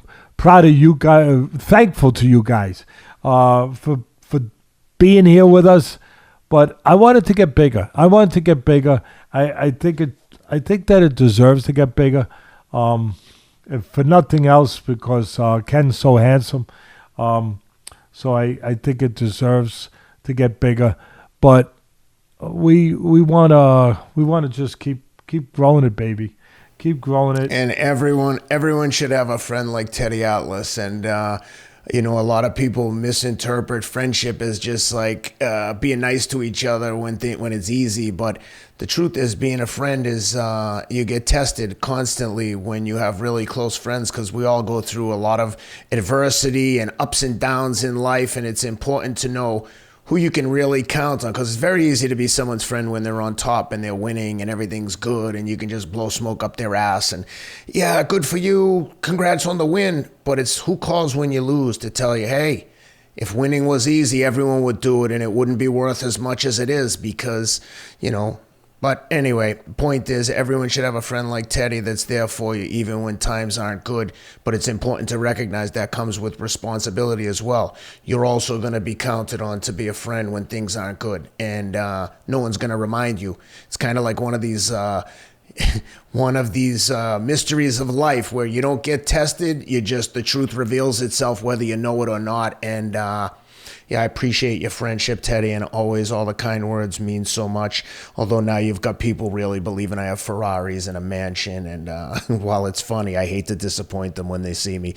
Nevertheless, what he does have is a good heart and a great family and a great soul. And I'll leave it at this, where you guys out there are a great audience that I just finished talking about. I'm laughing as I'm getting ready to say this because I say things tongue-in-cheek with a little seriousness to them, but I think people understand. But be kind to my friend, because he brought you that. Appreciate him. He's more than just a guy who can run a marathon and is handsome and is in good shape, especially for 50 plus. Even though we joke about his age, I don't know really how old he is. I never saw a birth certificate. 51. I don't know. I'm not sure. He takes so many of these important supplements. Who knows? He could be 84 and he'd still look great because of all this stuff. Just don't turn the lights out, because he might start glowing a little bit. But Teddy, don't say that. Now people are going to be telling me I'm taking performance enhancers and shit. Listen, it's not PEDs. It's natural stuff. Now you can glow. You can glow. If you win a big race, you get because you have the light of goodness. You have the light of health. You have the light of natural stuff, and you can still glow in the dark. I'm not talking about Mexican beef and that kind of stuff. All right, we're not talking about that. But what I'm saying is, give him a thank. He's my friend. Give him a little extra thank. I know you do. I know you appreciate him. I know that. He hears it. But give him an extra thank. He brings some of this stuff to you. Like I just talked about with Campbell and Duncan. He doesn't alert me to it. Guess what? We're not talking about it. And I think that it was good to talk about it, because I think that it can relate to some of your fights and struggles. And as I said when I started this thing, when we started, and Ken asked me, what do you expect out of this podcast? I expect to connect the dots in life, from fighting to your particular fight in life. That's what I'm looking at. Yeah, I'm going to call the fights. Yeah, I'm going to break it down for you. UFC and boxing. Turned out we got into UFC. Thank God. I'm very grateful we did, for the audience and for the sport. And the privilege of being able to talk about it, and the respect that I've gained for the fighters in this sport. Not just my sport of boxing. But Ken brings you... He bothers me. He'll call me in the middle of the night and say, hey, Ted, how about this one? Can we talk about this one? So, guys, give him a little bit of that extra love. That's it. Okay. We got one more, I think, with that, which is, I hope you didn't eat lunch, because when you guys see this, Ken brought it to me, and when you guys see it, I got to tell you, it awakened the memory in me. People are going to go, come on, Teddy, what memory? But Ken's going to set it up, and I'm telling you, if you have a queasy stomach, turn away. Turn away. All right, Teddy, before I do that, though, one quick thing that you reminded me when you were talking about the fans being nice. We were talking about some of the comments on YouTube the other day. And one of the comments, someone said, Ken is a casual, as if it was an insult to me. But let me just address that real quick. Yeah, I'm a casual fan. I don't make a living watching boxing or getting paid to analyze or train fighters. So I would argue, unless you make a living in the sport, you're a casual fan. And if you're not a casual fan and you don't get paid, you need to find a new hobby, dude. You're a hardcore, like how much more of a fan can you be other than a casual fan? A super fan, implying that there's nothing else. Like, I have a family and 4 kids and a job. Yeah, I'd love to make a living in boxing. So if someone wants to pay me to pari passu with what I earn in finance, I'd love to be a full-time boxing analyst and get paid to do it. I don't have the experience, and I never professed to be a boxing insider or anything other than a casual fan, just like the knucklehead who sent me that message. Because if you weren't, we'd know who you are, because you'd be employed in the sport of boxing. So calling me a casual fan is an accurate description, but it's said as an insult, and you sound stupid. So please don't describe other people as casual fans unless you're in the business. And if you are in the business, you shouldn't insult the fans because they pay your bills. Nevertheless. All right, now, I got to jump on that. Okay. See, guys, he is sensitive. See what I'm talking about? All right, now you understand why I went down that rabbit hole? Okay, that's that. Okay? All right, that's number one. Number two, do you guys understand who actually labeled Ken and used the term at the very beginning, fan? It was me. You know why? Because that's exactly why he's here and what he is. First of all, he's here because I happen to trust him and think he's a decent person. Otherwise, he wouldn't be here. But he's here because he's a fan. He represents you guys. I actually said that one time, and I couldn't have been more on the button. He represents you. I need somebody with me that represents you, the fan, that sees things the way you, the fan, sees things, that asks questions the way you, the fan, would ask them. So if you knock him, you're knocking yourself. That's it. Anyway. I'd also say to that guy, how many world title fights have you been involved in any capacity? I was lucky enough to help Teddy with the fight with Alex Vosdick and was in the corner during that fight. So when you're trying to insult me, at least be like accurate with what you're trying to describe. Let's talk about this broken nose, Teddy, because this is what crazy. When I sent this picture to you and Rob, I sent it with the quote, So you want to be a UFC fighter, huh? And then the picture of this guy's nose, it was, first of all, Uriah Faber, credit to him. He's a new promoter, UFC Hall of Famer. He put on a show under the banner of A1 Combat Fighting, kind of a developmental league. There's a lot of them around the country. Obviously the UFC gets all the headlines. But A1 Combat Fighting, Uriah Faber, congratulations on putting on a great event. They had a fight between two unbeaten up-and-coming prospects, Blake Perry and Marcel McCain. Midway through the first round, McCain drags down the head of Perry, lands a heavy knee that immediately, essentially obliterated the nose of Perry. And I'm sure Rob will figure out a way to get this picture in here. But if you can just imagine if someone takes your nose, turns it sideways essentially, and sticks it back on your face, then you pretty much have an idea of what Perry's nose looked like. What'd you think of that picture, Teddy? And have you ever seen a worse broken nose? I can't imagine someone, short of the nose coming completely off his face, I can't imagine it being in a worse position than it's in this picture. Now, I've never seen worse, but I've seen something close. But I've been involved with something close, actually, and I'm going to tell the story.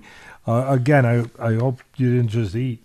But because this picture can get to your belly a little bit. It's a reminder of how dangerous this sport, how real this sport is, how physical this sport is, how difficult this sport, and why Teddy Atlas always says, pay them. You can't pay these guys, all the guys in my sport, boxers, too much money. You can't, because they deserve every cent, because when they get in that ring, as I often said, now other people kind of piggyback off, it's okay. But I often used to say at ringside that you get in that ring and you leave with less of yourself than you came in there with. In this case, you leave with your part of yourself in a different place.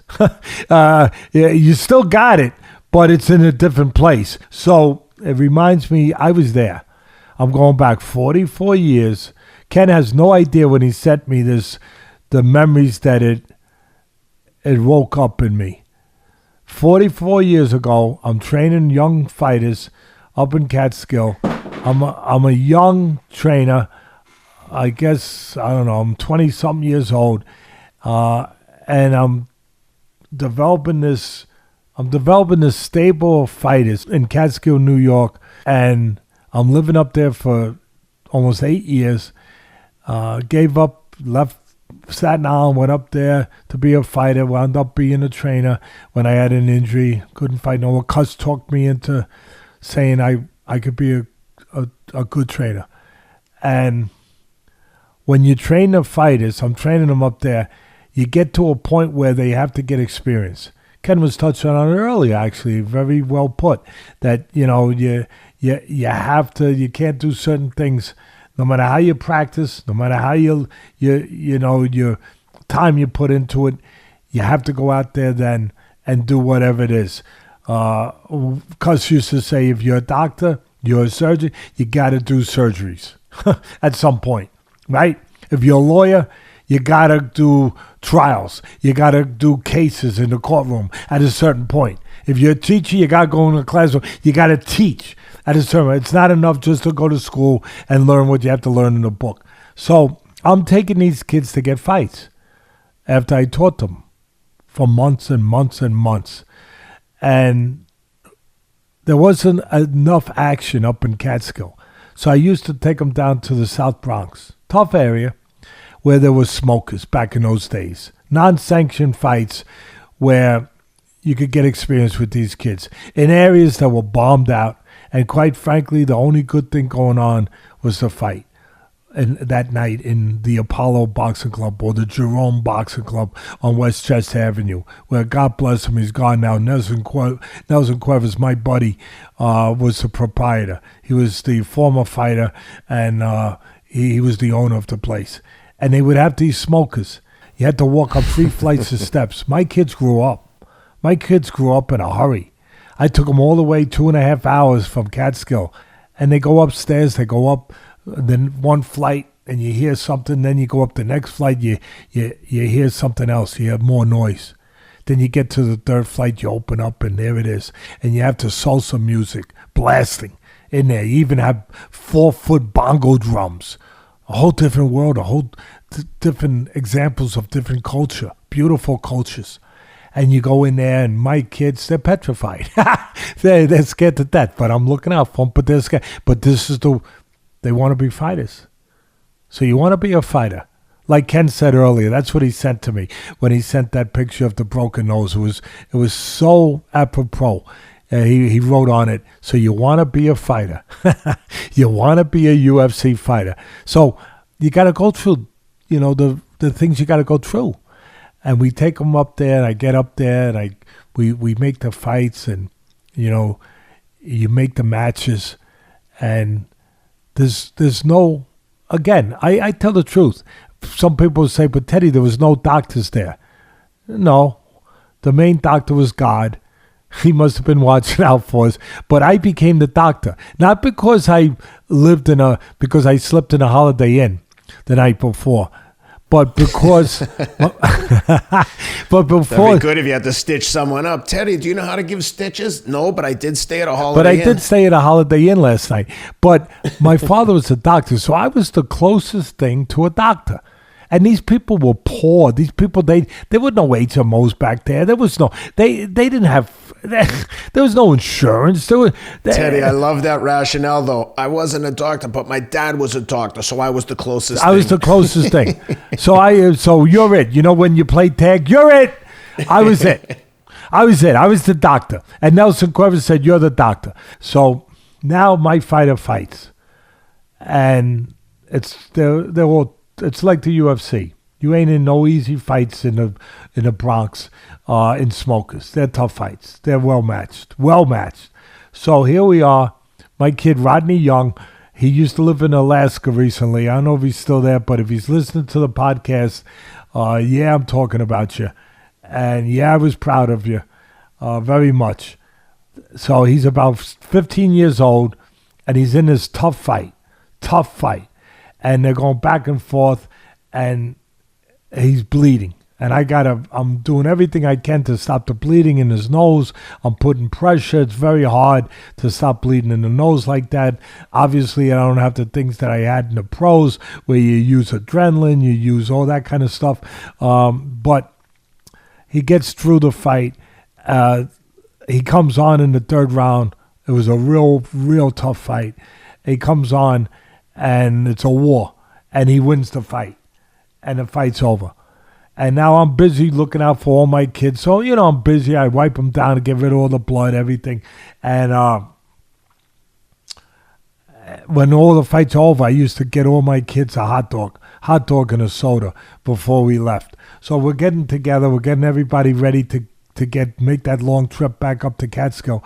And Ken, just like this, I look at him, and I'm like, I do a double take. I said, Rodney, you okay?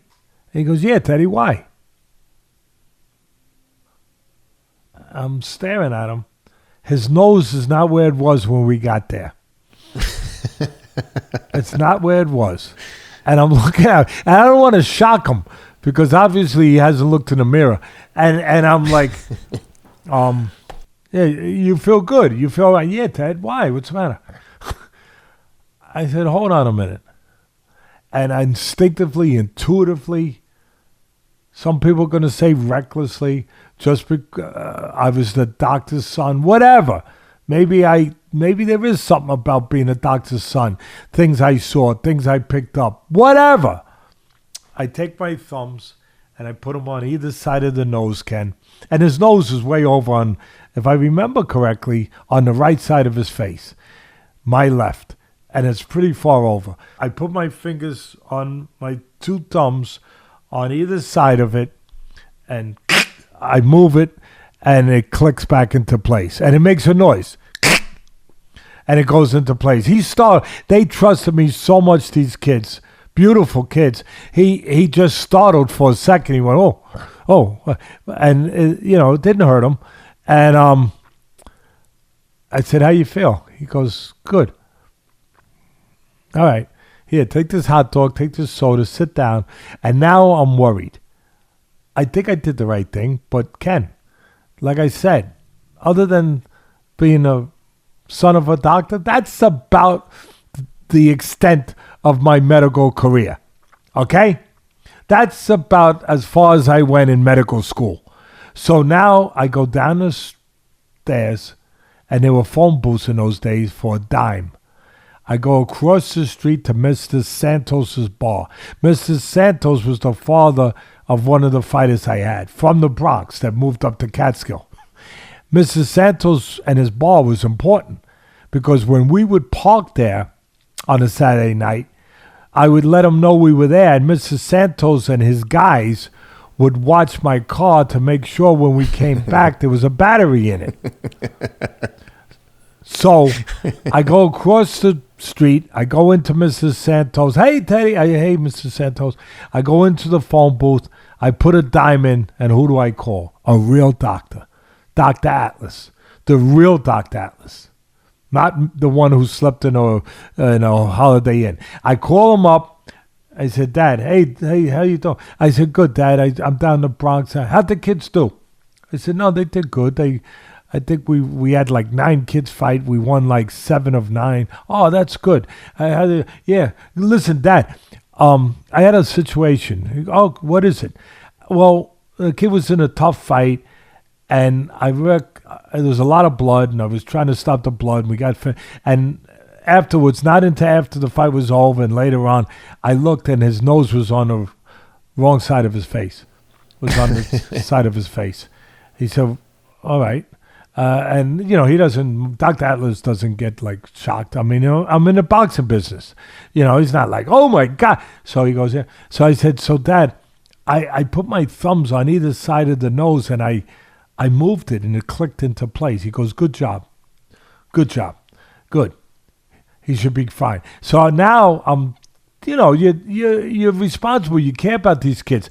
I'm now want really extra insurance that I did the right thing. I'm second guessing myself. So I said, Dad, I was thinking maybe I should take him to the emergency room, up here, just to be safe. He screamed at me, Ken. Screamed. My father said, don't you dare. They're just going to charge you $75 for what you already did, and you did it better than they did it. He said, don't. My father was adverse to what some of these hospitals, forget it. If he was around, God bless him. He was around today, forget it. He really would lose his mind. But he was very adverse to these doctors. He thought charging too much, the emergency rooms, some of these people he knew that didn't have money. That's why he took care of them for free. He knew they didn't have coverage. They didn't have money. And it would bother him what they would charge for different things. So when I said that, it got him crazy. So I said, all right. He goes, don't you dare take him. I said, I won't.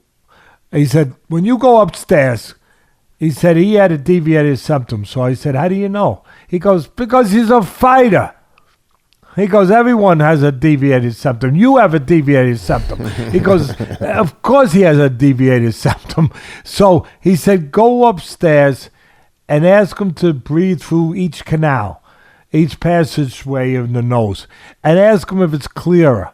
I guarantee you it's clearer, and then you can take credit for having fixed his deviated septum, where he's breathing clearer. So I go upstairs. I go, hey, Rodney, how you? He finished his hot dog. I said, hey, Rodney, how you doing? Yeah, good, Ted. Hey, how you breathing? He goes, I'm all right. I said, no, your nose. I said, breathe through your nose, each side. So he puts a finger on one side, he breathes. He puts a finger on the other side, he breathes. He goes, it's better. He goes, it's clearer than it was, Ted. How'd that happen? I said, all right, don't try it at home. Something you don't want to try at home. So that's my story. That's the story. Hope you guys enjoyed the story. And that's what you brought me to, Ken. When you sent me that, the one you sent me is worse. It's worse, but it's worse. I gotta say, it's worse. But if I was I don't know if I would have put my fingers on the side of his nose and try to move his. back in place. You'd be moving a mountain with that nose. You guys should definitely check it out, and I know Rob will get a picture up there of it, but definitely worth looking at. Scary, scary injuries. But with that, Teddy, I want to say thank you to the fans for being with us this week. I'd appreciate it, and we would appreciate it if you'd subscribe to the YouTube channel if you're looking, or leave us a review on Apple, wherever you listen to podcasts. I know it sounds petty, but those little things add up, and they mean a lot to us, and they mean a lot to the metrics that we use to, try and offset some of the expenses we incur with the show. So anything you can do to help us out, greatly appreciated. Support the sponsors, Athletic Greens, and Feel Free today. And with that, Teddy, you got anything else before we say goodbye? And a reminder, please stick around. Matt Schnell interview coming up. You're going to want to see it if you're a combat sports fan. You got anything else, Teddy? No, I'm excited. You know why? Because my son is flying home for a few days. We don't see him enough in Vegas. He's coming home with our grandson, his wife. He'll be here for at least a week, I think. I might hide his return plane tickets so they can't go back. I don't know, but I'm excited they're coming here for the week, and I just I also just. Normally I wouldn't do this, but being that I just talked about my son, it made me think about why he's coming here, which, we're very blessed to have him come anytime he comes. But we lost somebody very close to us, my son-in-law's mom, Susan, and we just lost her. She had a battle with cancer that she's been battling. You talk about fighters, let me tell you something. She's been battling like Joe Frazier for the last year, battling cancer, and she didn't succumb to it, but because time just ran out. Put it this way, because when you have the kind of heart that certain people have and that she has, you don't submit to it. It just, time does run out on you. And that's exactly the right way to say it. So we're just, we're heartbroken that we lost her. As I said, it's my daughter's mother-in-law, my son-in-law's mom. And so him and his brother Michael, we'll be with them, obviously, with her, saying goodbye to her this week. But I just, I guess I'll leave it with everybody out there. You know this already. You don't need Teddy Atlas to tell you this, but go hug whoever you hold dear, whoever you love. Go give them a hug. If you haven't told them you love them, it's probably a good idea. Any time is good. There's no time that's bad to just out of nowhere. It doesn't have to be a birthday. It don't have to be a holiday. To just say, hey, I love you. And with that, I would say thank you, Ken. Thank you, Rob. Thank you, Sam. Thank you, my family. Thank you, the fans out there, for giving us this opportunity to talk to you guys and spend this kind of time. Yep, all of our condolences to the Atlas family and Geoff's family as well. Thank you guys for being with us. We'll be back next week with a full breakdown of all the action, including the Teofimo Lopez fight. And now, stick around for a great conversation with Matt Schnell. Today's very special guest, the comeback kid, Matt Schnell. Matt, welcome to the show. Yeah, thank you guys for having me. It's an honor. Hey, Matt, it's our pleasure to have you. And just like Ken just said, I appreciate it. Thank you for being here. Thank you to the Diamond Dustin Poirier for making this introduction to his fellow Louisiana badass. I was at that fight in Long Island, Matt, and my God, what a comeback. What a comeback. It was just unbelievable. Words don't do it justice. But with that, I'm going to let the legend Teddy Atlas jump in and kick things off and talk about the performance, because it was the kind of things, the kind of a performance that keep people coming back to the sport. And we appreciate you. It was, first of all, as Ken just said, we appreciate that Dustin was able to set this up. And he obviously heard me talking about this as one of the greatest comebacks I've ever seen. And that's in good company, Matt, because in my sport, in boxing, I mean, I don't know if you've seen these fights, but Arturo Gatti and Mickey Ward, their first fight was it was incredible comeback. Corrales and Castillo, their first fight, that was an incredible comeback, incredible fight. And it's almost like reading a novel. I mean, you're reading chapters of somebody's life, within minutes of a fight. And you're watching them go through the things they're going through to figure out a way how they're going to get back. And for me, I want the fans to somehow get some kind of appreciation or explanation, if you will, of how a person like you, obviously you're trained different than an average person. You're trained to be able to deal with, punches and kicks and elbows and everything else. And that's what makes your comeback even more extraordinary than the ones I just mentioned, which are extraordinary because you're getting hit. But you're getting hit with 4-ounce gloves, almost bare fists. You're getting hit with elbows, bone to bone. And you get to a point in that second round where you've been hurt, you've been dropped, and you continue to come back. And obviously you don't give in. Where are you? Just for the audience, and I can't think of a better place to start. Where are you physically, mentally, consciously, to explain to the people how you're keeping yourself not only on your feet, but keeping yourself conscious without going into an unconscious state? Well, first and foremost, thank you, Teddy. Again, it's such an honor to be here, such a privilege, and I appreciate Poirier for making this connection. Poirier's my boy. I think it all comes down to, obviously, I was in excellent shape. We prepared for this fight. We had a full 8-week camp, and I took it very seriously, and I've been able to stack a bunch of camps together here in a row.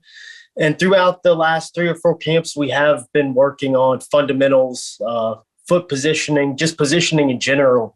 And I've got to give credit where credit's due. I think it comes down to my fundamentals, my footwork, my understanding of how to keep my feet underneath me, and even just having instincts. And at times, I think there were times in the fights where he would shut me off and hurt me. I would stumble, and he would throw threatening offense, and I would move off and make stuff miss. At that point, it's just training.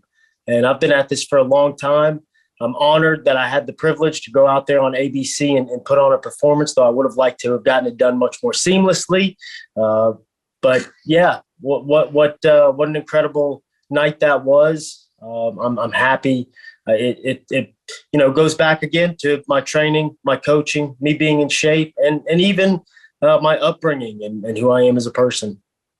Talk about your upbringing, because you just see. I go to those places. I perk up when I hear that, because I think people are formed outside the gym, not only in the gym, but outside the gym as human beings, as people, of whatever it is that they've been through in their upbringing has already formed them already to an extent that will help them become a fighter or actually deter them from ever becoming that level of a fighter, just from the things they've gone through in life.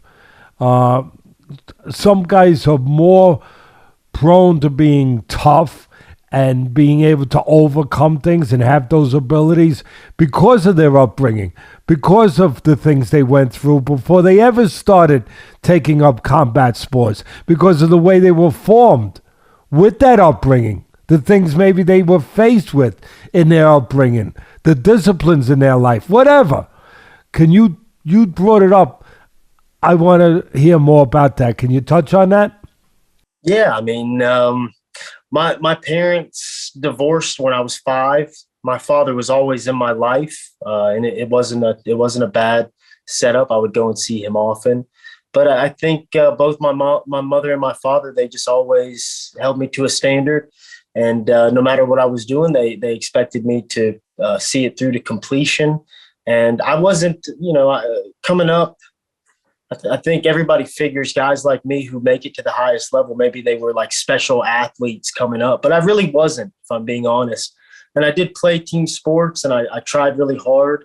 And I think that's, been a part of my success as a fighter. I've always kind of had a chip on my shoulder because I wasn't a bad athlete, but maybe I just didn't get the opportunities that I thought I deserved. So, I was the youngest of three. I had an older brother and an older sister who were both incredibly brilliant and talented in their own right, and they were vicious, and I had to contend with them constantly. So I think there's something to being the youngest as well, and it made me tough. Toughness has always been something that I've had. Evander Holyfield, obviously, who he is, the great champion, the great warrior in boxing. He would talk about how important his mother was into him being the warrior that he became, the fighter that he became, that she always made him be accountable. If he did something wrong, there was a price to pay. He had to face it. In other words, he couldn't hide it. I think the greatest fighters, as far as toughness in those mental areas, are the ones that can face things better than someone else. And you need practice at that. We understand you need practice at throwing punches, hitting the bag, using a jab, throwing kicks, but you need practice at behavior, at behavior. You need practice at those things. People forget that sometimes. Practice at living up to your responsibility, at facing things, being accountable, being prepared not to hide from something, but to deal with something. And Holyfield always said, he said, my mother, if I did something, man, she told me, meet me out in the back. There's a little shed out there, and there's these things called, you're from a southern sort of area, you understand that. They called them twitches. What do they call them? There it is. A switch. And see, I knew I was talking to the right guy as soon as you're from Louisiana. And she would say, okay, I'm taking this switch. She had different size switches, which one he was going to get taken to his backside on that particular day for what he did. And again, because he had to be accountable, he had to face. Was some of that in your life that you're touching on a little bit, that you just had to, your parents, your mother, whoever, made you face things to a level that, made you stronger and ready for what was going to be in front of you in the MMA world? Yeah, I think so. My mother, God rest her soul, she passed in March, and sorry. Yeah, no, it's okay. She was a wonderful woman, though. She always did hold me accountable, but more than anything, she just encouraged me and believed in me, and that was something that I kind of struggled with and continue to kind of struggle with. And I think you're absolutely right in saying you kind of have to learn how to take these L's and how to face them in a dignified manner. And if I can tell you anything about my upbringing, I can say that my mother taught me how to face the world with dignity. And I am so thankful for that, and I miss her a lot. I always say you guys have a code. Does that figure into this? A code of conduct, a code of behavior, a code of warriors? I even say with you guys is like a code of samurai. that you have to live with that code more than you have to worry about the elbows or the pain or what that moment might be making you feel like. But it's more important that after that moment that you did not betray that code of conduct. Is there truth to what I'm saying with that? Yeah, absolutely. For me, I think that's what's so beautiful about fighting. It's one of the things that makes it so immersive, and I think why people get into it so much, because though it's primal, it's also very noble at the same time. And yeah, going back to my mom and I think fighting is such a beautiful thing, and I'm so thankful that I found it, because for a guy like me, it was difficult to find ways to express myself. And through this sport, I get to go out there and I get to show who I am 3 times a year if I sign the dotted line. And what a beautiful thing it is. I describe your fight, other fights, other, warriors, if you will, in your sport and in my sport, boxing. I sometimes, Muhammad Ali talked about this, the great late Muhammad Ali talked about this. I want to throw this at you, and you tell me if you can relate to it and how you relate to it, and if it connects at all with you, with the things you go through in that fight and in other difficult fights. Where you're in a fight, you get hurt, you get hit punches. Everybody describes it differently. Ali described it this way. I talk about it this way, where the lights start to blink a little bit. They start to get a little dimmer for a second. And all of a sudden there's a corridor. Now stay with me, kid, all right? There's a corridor going down the corridor, and down that corridor is a dark room. And you start getting dragged down that corridor a little bit. And it's getting darker and darker. But you're fighting to go the other way back to the light. You do not want to go down that corridor because you know at the end of that corridor, it's dark. That's all you need to know. And you know you don't want to go there. So you scratch and you crawl and you dig your fingernails into the walls, whatever you got to do, but you're not being taken down that corridor. You're going back to the light. And the ones that do what you did, the extraordinary feat that you did, they get back to the light. The other ones don't get to the light. They get dragged to the dark room. Does that make sense to you? Absolutely, makes a lot of sense. And you know, we're almost like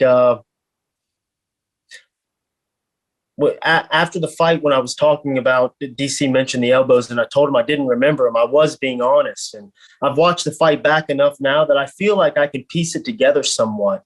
And I don't remember the everything, the details of it, but I can kind of piece it together because I've seen it. But something I do remember feeling is almost the feeling of that I had already that I was losing and that I had lost, and I was able to find little lights of glimmer in those moments. And I think that's what kind of took me out of the corridor and pushed me further into the light. The small times when, Montalvo was saying, fight back. And I was able to answer and just connect enough to see a little bit of hope. And then I remember hitting him with the cross and feeling like, this is my time, when his head popped back big. So that was me finding the light and then running towards it. Once I scored the takedown, moved into mount, I knew the end was near because I could feel his energy in some way. And early in the fight, I scored on him, and he was grappling with me from the bottom, and he was tough and he was strong. But at this point, I had taken the wind out of his sails, and I could feel that. To go off of that, to the finish of it, the main event that night, I found it a little almost ironic that the main event that night was Rodriguez and Ortega. And unfortunately, it ended with an injury to Ortega, who's known for his ability to perform the triangle choke with his legs. You're pretty damn good at that too. And you ended the night with that. Is that something you reflected on a little bit? And is that something that you consider one of your strengths? Because obviously that's one of the strengths for Ortega. He even has a nickname. I forget what they call him. T-City. What is? Yeah, T-City. I mean, when you're called T-City, there's a reason why you're called T-City. Is that also something that is one of the strengths for you? Because it looked like it. I got to be honest. T-City's probably better at him than I am. If we're being real. Brian Ortega, he's a really talented grappler. Triangles have always been probably my number 1 or 2 submission in my repertoire. And if you look back at my record, amateur and pro grappling matches, I've always had a really high submission rate. And I think it's just because I go for them, I shoot my shot, and thus I get them. And yeah, the triangle is one of my better ones. I've got a nice darce, I've got a nice guillotine, and I kind of put all three of those together and have some nice sequences. And anybody who studies film, they should be able to come up with a way to stifle my game. But I do have quite a few tricks up my sleeve. I've been doing this for a long time. But can I jump in for 1 second, Teddy? Yeah, go. I would say to your point, though, Matt, when you said you took the wind out of his sails, and we've talked about this with Dustin in particular with his guillotine, it's so much harder during a fight to get those submissions because in training, the guy's going to be quick to tap the minute he feels it on. In fighting, they're fighting to the death, and you actually choked him unconscious because he wasn't going to tap. And I mentioned that because when Dustin goes for the guillotine, that might be something you'll get in training, but in a real fight, you have to have that so tight. So there's a big level of commitment. Although you said you took most of the wind out of his sails and you could see that, but does that cross your mind when you're putting it on? Like, if I don't get this, I'm now on bottom and he's going to have a much superior position. Is that something you're consciously thinking about before you go for those submissions? No, I didn't know what time it was. I was trying. That was my spot. I knew I could see the way that his blood, like the way he was bleeding out of his face. I could see when I bite down on it because he would bleed more. So I was just trying to get to my spot where I knew I could finish. And I've kind of got a weird triangle. Like everybody wants you to really cut that corner hard. And I do that too. And looking back, should have just done that because I probably could have gotten him out of there a little earlier. But I do finish it sometimes in that way. I've got a good bite with my triangle, and I kind of rely on that sometimes. But it's kind of something that we should probably fix and for the next one, because we could have been fighting a third round. But again, I really think that I had taken the momentum and I was ready for a third round. I was tired, but you give me a minute, let me sit down, take a shot of water, I would have got back up and finished it up, and it would have been a scrap. And I was kind of thinking that, if I remember correctly, like, because I didn't know what time it was. I was like, crap, he rolled me. Let me get this triangle. And it was kind of sticky there for a second too. I had to be patient, got it, put it in, and thank goodness was able to choke him unconscious. What a stud though, huh? Sumu Deoshi, what a killer. You know, it reminded me in my sport of the late, great Arturo Gatti, his ability to recuperate so quickly. You know, 1 second you hurt him with a really, really, really big punch, but then the next second he's recuperated like he never got hit. Not everybody has those extraordinary sort of abilities to endure, not to just endure it, but then to recover. Because it's one thing to take it, to endure it, but then you got to recover to give it back, you know, to do the other part. And you did that. Do you put that? See, I don't, but I'm going to ask you, because I already know part of the answer, your conditioning. I get it.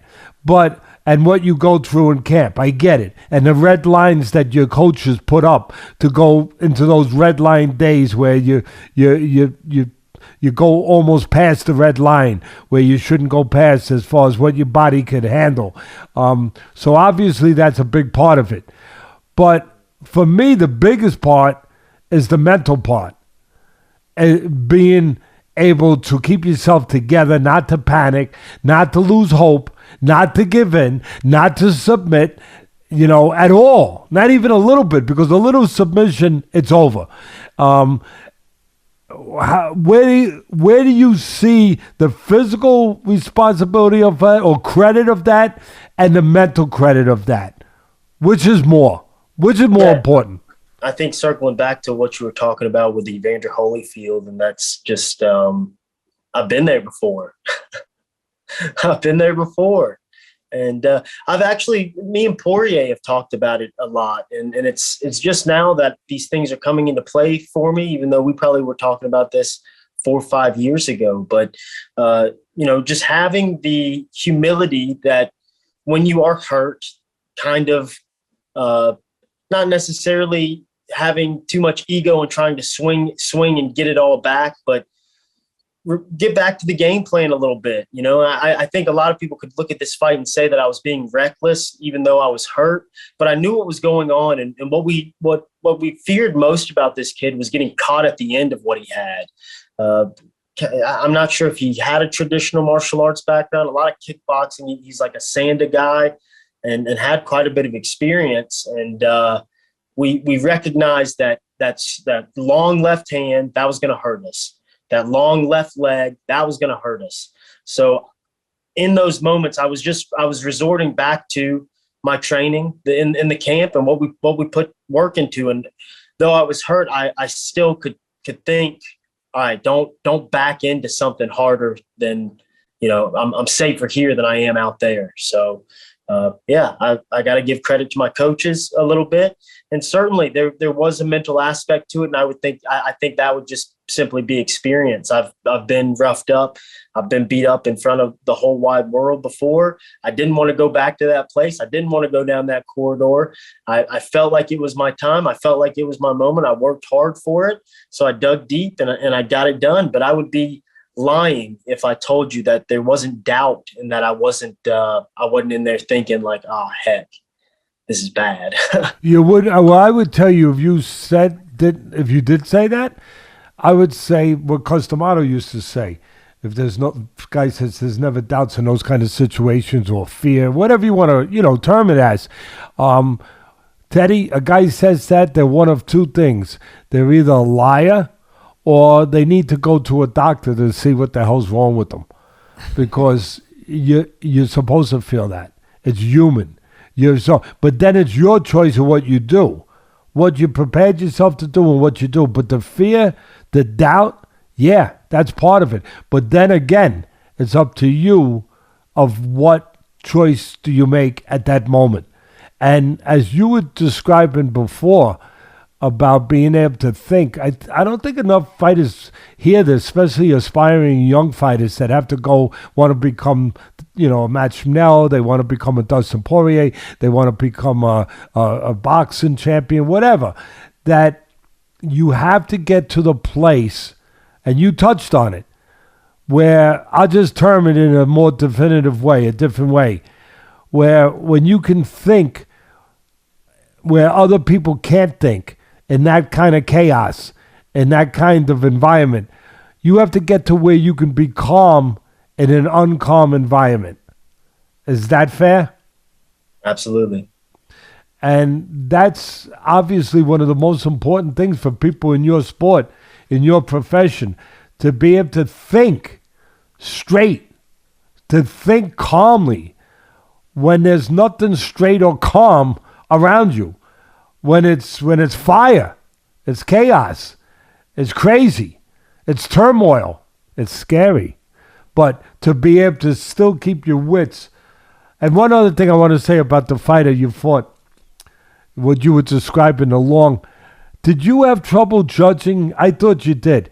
Judging his range because his arms were so damn long, where normally you might think you might in sparring be out of range, but with this guy you weren't out of range? Yeah, and we expected it too. It's not often that I'm in there with somebody who has a longer reach than me. And by breaking down his film, we knew that not only did he have a long reach, but he fought well with his reach. And thus, back to the game plan, we wanted to kind of jam him up. You know, I knew that if I got in and kept it short and choppy, I had the advantage on the interior, whereas on the outside, we were kind of, it was maybe 60-40 suit. But early on in the first round, I was able to establish my range, my distance a little bit. I was able to hit him with hard shots. He was kicking my inside leg and really disrupting, because I wanted to put my right hand on his chin. And he was doing a good job kicking my inside leg. And that I kind of went back at him with it because it was working so well on me. But yeah, I think if everything would have played out the way I wanted it, I would have done what I did to him in the first round for the next two rounds. But credit to him, credit to his team, American Top Team, where I'm also a guy that trained at American Top Team when I was a little younger. So it's always interesting squaring off against one of their guys. But what a stud. happy for him. I hear he's recovering just fine. He'll probably be out there before too long, and rooting for him, rooting for this whole division. 100%. Root for men like you, for people like you, for people like you. One of the things I said that Dustin picked up on when he asked us if we want to get you on was that not only do you and your comrades, when you fight at this level, this way, not only do you entertain people, right? We understand that. But, and this is something a lot of people don't talk about, but I talk about it a lot because it's the way I feel. You teach us, Matt. You teach us that there's always somewhere further you can go. I describe it in a way like this. You have a house, and you have so many rooms in the house, but some of the rooms you never get in.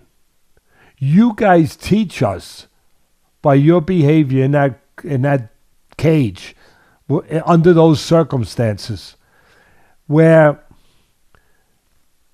you go to rooms within yourself. The body, the mind is a house. Let's say that you go into rooms that others don't go into, that you open the door to rooms that otherwise were kept closed, that were unexplored.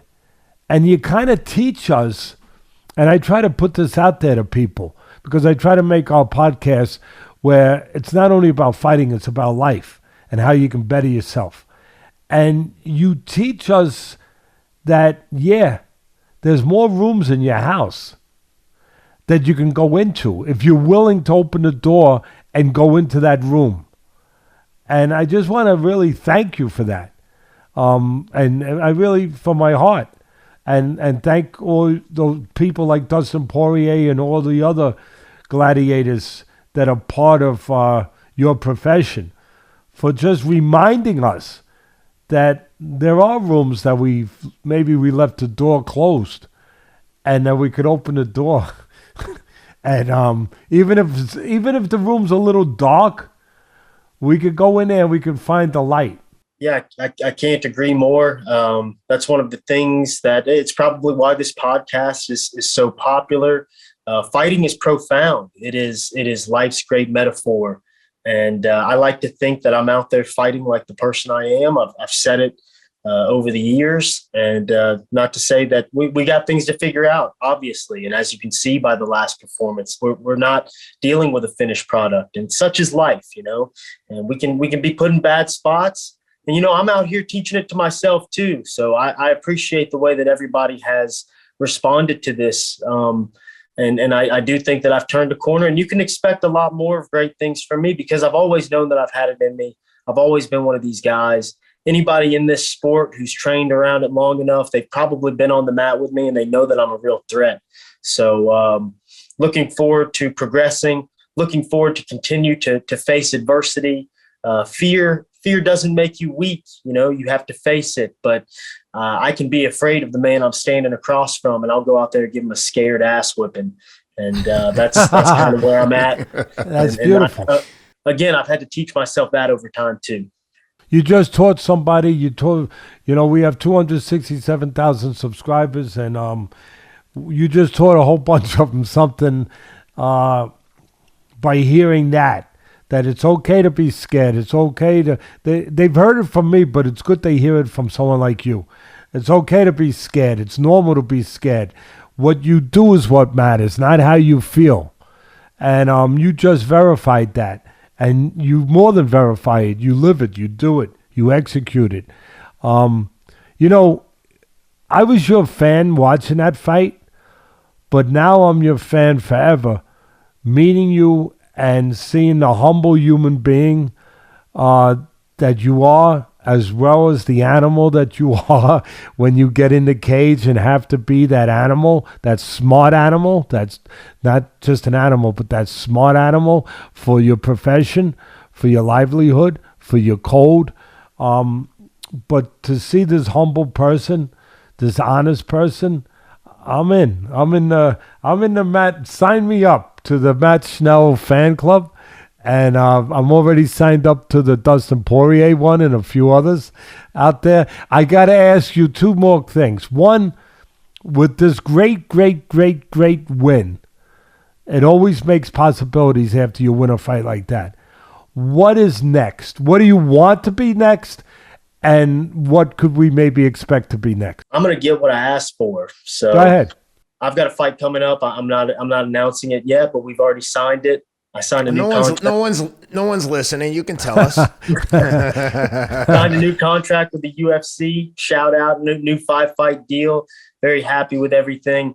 Honestly, things couldn't have been better. And it's been a tumultuous road for me. I've been in the spotlight since 2012. I was on an MTV reality show, and it kind of painted a target on my back and didn't necessarily paint me in the best of light, especially to hardcore UFC fans and MMA fans in general. So I feel like I've taken the road less traveled, much like Poirier.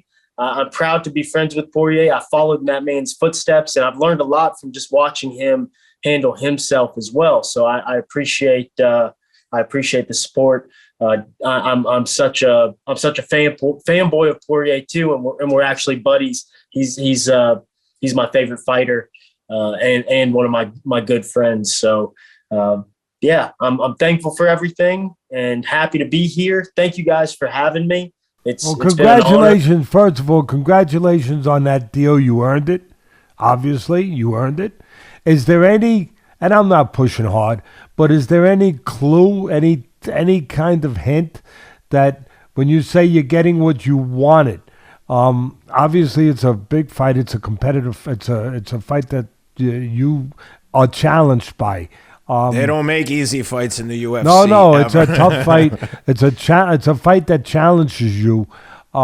Is there any hint you can give us? Anything without in any way compromising what you can't compromise? I think I compromised everything by just saying that. I'm getting what I wanted. And, right. I came out of the cage asking for something specific, and the UFC, they might be obliging me, but we definitely signed a new deal. Bout agreement signed, subject to change, but everything feels good. I'm pretty dang healthy too, Teddy. I know I took a whipping out there, but I'm pretty darn healthy. I was back in the gym today, moving around a little bit. Obviously, we're avoiding head trauma and things of that nature for at least another 30 days. But mobility is good. I know I'm 32 years old, going to turn 33 in January, but I'm fresh as a daisy, and I'm ready to get back out there. I think I can fight for that gold belt buckle one day. Well, I believe you. I believe that Matt Schnell could do anything. After what I saw you do under those circumstances, I'm a believer. I believe you could do anything you put your mind to. Anything. I wouldn't put anything past you, and we wish you the best. I got to ask you this before you go out the door. Have you tried your man Dustin's hot sauce? It's delicious. I love it. It has replaced all other hot sauces in my pantry. Wow. I buy it retail too. Poirier doesn't just send me cases of it. And you don't get it free, No, I'm sure I could, but I try not to bother the big boss Dustin Poirier unless I really need something big. The big dog. That's quite a statement there, Matt, that it's the best that's replaced all your other hot sauces in your pantry coming from a Louisianian, because you guys know your hot sauces. He's done a great job. He added the KO edition too, which is a little spicier. So, nothing but gold stars from me. I got bad sinuses, so I need to get some of that because it sounds like it'll clear them up a little bit. Oh, yeah. I don't know if Ken has anything else to add, but I got a couple. Go ahead, Ken. First of all, have you you see that picture behind me? I didn't get the wide angle, but I think that's one of the most iconic UFC photos ever. And one thing I would love to do, and I don't think I've ever asked anyone for anything on here, but is if I can send you a copy of that picture, I'd love to get a signed copy for my gym, number one.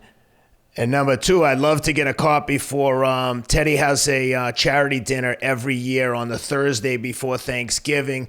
We'd love to have you come up to New York and attend it. But if you can't make it, we'd love to get this picture signed and auction it off for a good cause at the Dr. Atlas Foundation dinner in November.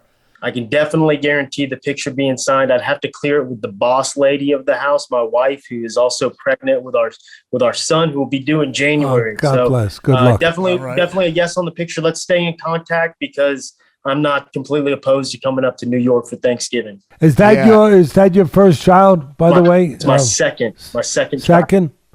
What do you have? I've got Matt? a 2-year-old girl. Okay.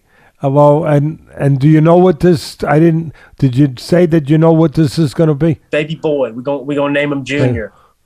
Oh, beautiful, beautiful. Well, best of luck with that to you and your wife. Thank you. That you have a nice, healthy baby boy. So that's another champion coming in the family, in the Schnell family. Hopefully a doctor. Yeah, my sentiments exactly. Yes, a doctor. Yes. And Matt, one last thing you mentioned, Dustin and the hot sauce business. What kind of sponsorships do you have outside of the ring? I'm always interested in the business side of things. And have you seen an uptick in inquiries since that iconic comeback? And what sponsors are you working with? And who's your manager? I am actually not managed by anybody. I handle my own stuff. I have Safe Saud in my corner, and he definitely helps with the contracts and things of that nature. But I am unrepresented. I obviously came up and had managers for a long time, and it was just never really worked out the best for me. And I've had some good managers, I've had some bad ones, and had ended it amicably with everybody. But yeah, there's definitely been more inquiries, and we're trying to follow up on those things and get some stuff in place. Nothing official yet. Haven't put pen to paper. But we got some stuff in the works. I've got Panini America. They always do good stuff with me. They're the sports card guys. They do like football cards and the UFC cards and stuff like that. So I'm always doing cool stuff with them. And yeah, we got some gear people and some other guys on the line. It's just a matter of kind of cinching everything up, putting pen to paper. Well, I hope. I just got a text from Dana, said it might be you might be going in November. Nicolo, is that the right Matthias Nicolo? I'm just kidding. Dana didn't say that, but that's what I'm saying right now. I'm announcing it. You don't have to confirm, but I'm announcing that fight in November at MSG, and we will be there in attendance. Let's go. Again, Matt, thank you, and I'm speaking for all our fans, I believe. Thank you for what you teach us in the cage and the way that you carry yourself as a person outside it. Good luck. Thank you so much, Teddy. Absolute honor. Thanks, Matt. Appreciate your time. Thanks, guys.